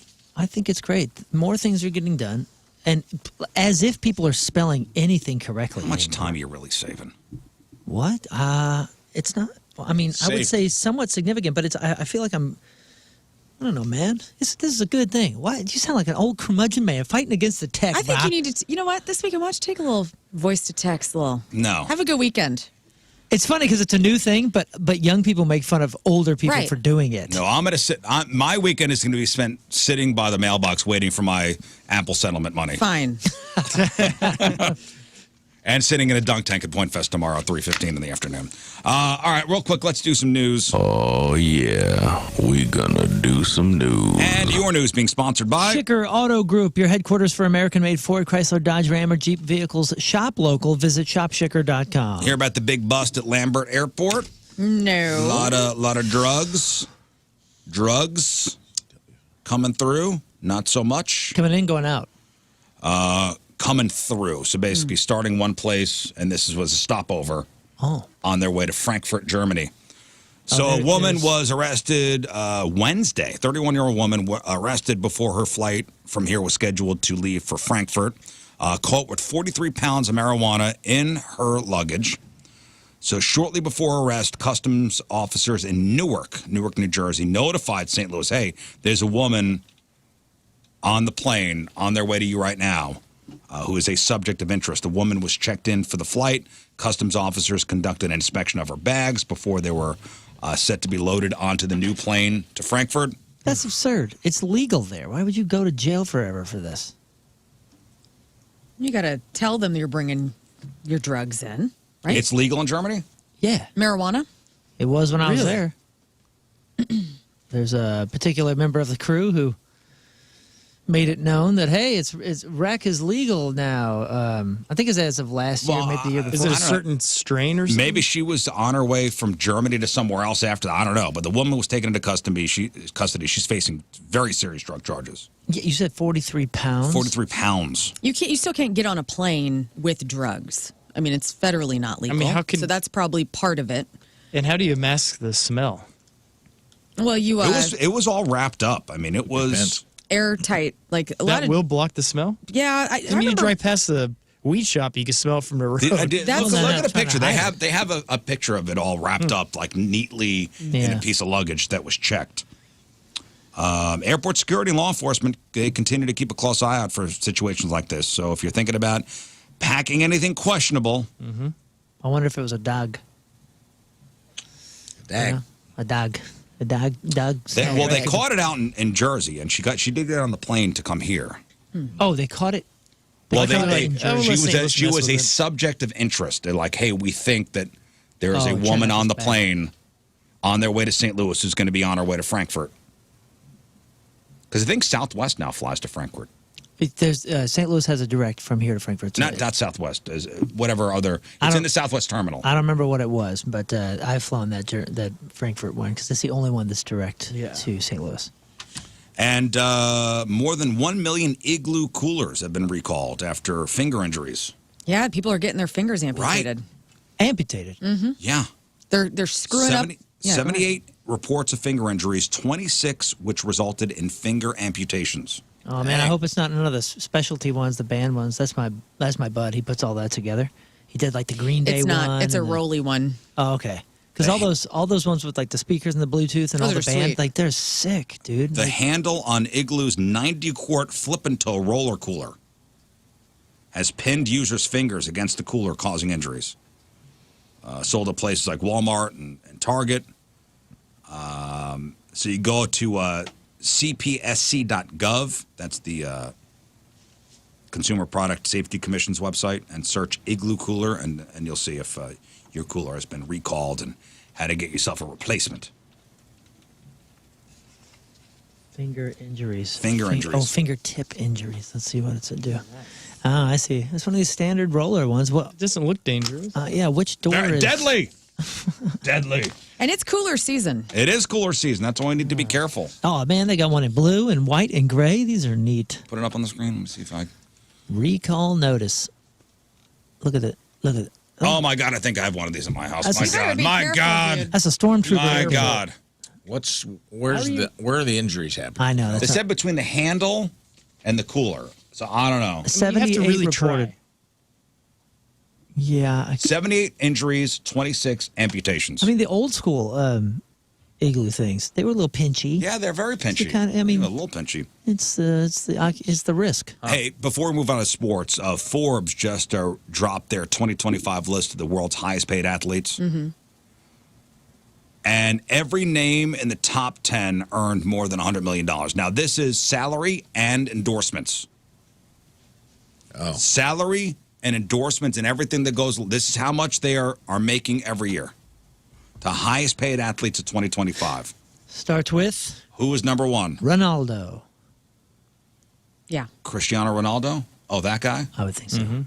He's got that Saudi. He's in the Saudi league. I know that they're paying hardcore to get those folks over there. And plus, he's got all of his Instagram is just underwear and watch ads. You mean the guy who's number one on the list 2 years in a row? Yeah. Beautiful. Well, make it a third. Yeah. All right. Ronaldo Way to go, is Mr. Ronaldo. earnings of $275 million. That's awesome. Third consecutive year, fifth time in his career. Not bad. In the top 10. There are no hockey players. But there's a basketball There is boy. one NFL player in the top 10 as far as earnings go. And there is two baseball players, one NFLer in the top 10. Pat Mahomes. Pat Mahomes, no. Really? Patty Mahomes is 18th. Patty Mahomes earned $86.8 million last year. Man. Brady? Tom Brady, no, he's not playing anymore. I didn't know he still has tons of endorsements. Who's getting that in? I mean, Dak had that huge. Yes, Dak Prescott is the fourth highest paid athlete in the world. Holy crap! How is this dude? Dak what monkey's paw did this Dak subpar Prescott. quarterback wish upon? He sucks. $137 million. So it's Dak Prescott at 4. Next is the 15th spot is Deshaun Watson.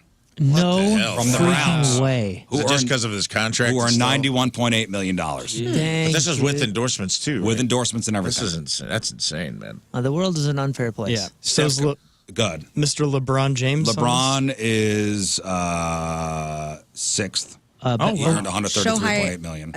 Shohei Ohtani's 9th from the Dodgers, under $2.5 So he was the one baseball player. Juan Soto, who's now on the Mets. Oh, yeah, He's yeah, 7th. Did let's- Judge sign a crazy Steph contract? Curry is second with 156 million Steph Curry is second? from the Golden State Warriors. Oh, just knocked out. That's nice. Tyson Fury, the boxer, is third. What about Messi? Messi's fifth. Man. Okay. What was Show Fury? me, Caitlin Clark. Tyson Fury was third. Caitlin Clark. How much, though? Not on the list. Are Tyson there Fury, 146 million. more soccer players? Mbappe, Neymar, Karim Benzema? Okay, yeah, I think he went to the Saudi League as well. Benzema, he is eighth. Yeah. Kevin Durant is 10th. Where's Pete Weber at? Not on the list. That's a shame. No golfers. Golfers, the first golfer is 12th, who's John Rahm, who made $100 John million. Rahm Von And Dam. that was from the that was last year, right? That was still with 2025. the live money and some other things. John Rahm, $100 million. Scotty Scheffler is 14th. He kicks the ball into the hole. Let's do some sports. All right, Moon, you got 2 minutes. Go ahead. Sports presented by DraftKings, a casino queen. Play, stay, and dine. Visit DraftKings@casinoqueen.com for special promotions. 2 days ago, the Cards rebound from a 2-1 loss in Game 1 of their doubleheader to slug their way to a 14-7 win over the Phillies in Game 2, extending their May surge. So that was great. St. Louis City's SC's winless streak stretched to 9 games after 2-2 draw with Sporting KC Wednesday night. I went to that match, and it was awesome. Boy, While they were up 2-0. There were some boos from the City fans at the end of that game. Yeah, their back line is garbage. Berkey was back, so that's cool. But, it was just subpar play. Something drastic has to change. The Boo Birds were out, guys. And KC is pretty garbage as well. I think they were only a point ahead of us going into the match. So dropping 2 goals there within the last 20, 30 minutes is pretty embarrassing. The Hurricanes put an end to a memorable year for Ovechkin and the Capitals. Ovechkin broke Gretzky's all-time record, and Washington earned the East top seed, but Carolina won the series in 5 games. Hellebuck and the Jets fought off elimination to shut out the Stars in Game 5. Facing elimination, Jokic got plenty of help from his teammates, Murray in particular, to win Game 6 and send the series final showdown of the NBA in Oklahoma City. Pacers knocked out the Cavs a few days ago. Jason Tatum did, in fact, rupture his Achilles on that non-contact. Oh, no. Dude, Nice. out for the playoffs, likely Months. way, way longer. That's at least 6 months. Yeah, but the Celtics did without him. They did beat the Knicks and force Game 6. I think that might be tonight. And Florida smoked Toronto a couple days ago in their NHL playoff 6-1. Now the Panthers head back to South Florida with a 3-2 series lead and a chance to eliminate the Leafs tonight in Sunrise. Baltimore Ravens and Derrick Henry, speaking of money, agreed to a 2-year contract extension that averages $15 million a year, the most ever for a running back over 30 years old. The deal was negotiated by Todd France, so good for him. That includes $25 million fully guaranteed. I'm Moon, and that's your sports, doing the bull dance, feeling the flow, working out. Thank you. We'll see y'all at Point Fest tomorrow. We'll be in the Dunk Tank. Check out the schedule for the Dunk Tank up on the website. We don't have the set time yet. Set time schedule not out yet. We checked. But it won't be long, I'm sure. Yeah, just keep refreshing that 1057thepoint.com website. Dunk Tank starts at 1:15. And then King Scott's going to be over there at the Sheet Metal Workers Local 3610 at 3:30. Yep. Yeah, we'll be out and about. We'll be out and about at the amphitheater tomorrow, so throw some balls at us. Yeah. If you missed anything on the program today, make sure you check out the clip of the day brought to you by Michael's Flooring. Also, the podcast, which is brought to us by Dobbs Tire and Auto Centers. Today's podcast is titled The Chicken Hand Vision. Okay. Yes. All right, Moon, what else? CanYouFeelThePunkTonight.com. We got a show August 8th at Chesterfield Amphitheater. A huge family event. It's going to be great. Make sure you get tickets to that. Tickets are available at thepageant.com. And then also next Saturday, the 24th, at the Big Barbecue and Bargain Bash over at Schlafly Tap Room. The Teenage Dirtbags is headlining a free event, and it's super, super cool event with great barbecue and deals to be had in the parking lot. Learn. I'll see you tomorrow. If you see me, let's take a picture. Let's meet. Let's high five. Let's have a shot of Fireball. Oh, okay. Everyone she sees. I know. A lot of people are going to be there tomorrow. Rafe. I will also see you tomorrow. You might even see me out and about somewhere on the lawn during Point Fest. Oh, the unwashed. What are you going to be doing? You don't know. I might be doing some interviews with fans. We'll wait and see. You might see me out and about. Keep your eyes peeled. Okay. Scott. You will see me tomorrow. I hope I see you all And you can follow me at King Scott Rules. And if you like all my hot music jams, make sure to follow King Scott Rules on the TikTok because I'm starting to live stream music there. All right. So cool. All right, we'll leave you with a selection from our Teamers Member of the Day brought to us by Hot Shot Sports Bar and Grill from Eureka. Kevin Crawford is our Teamers Member of the Day.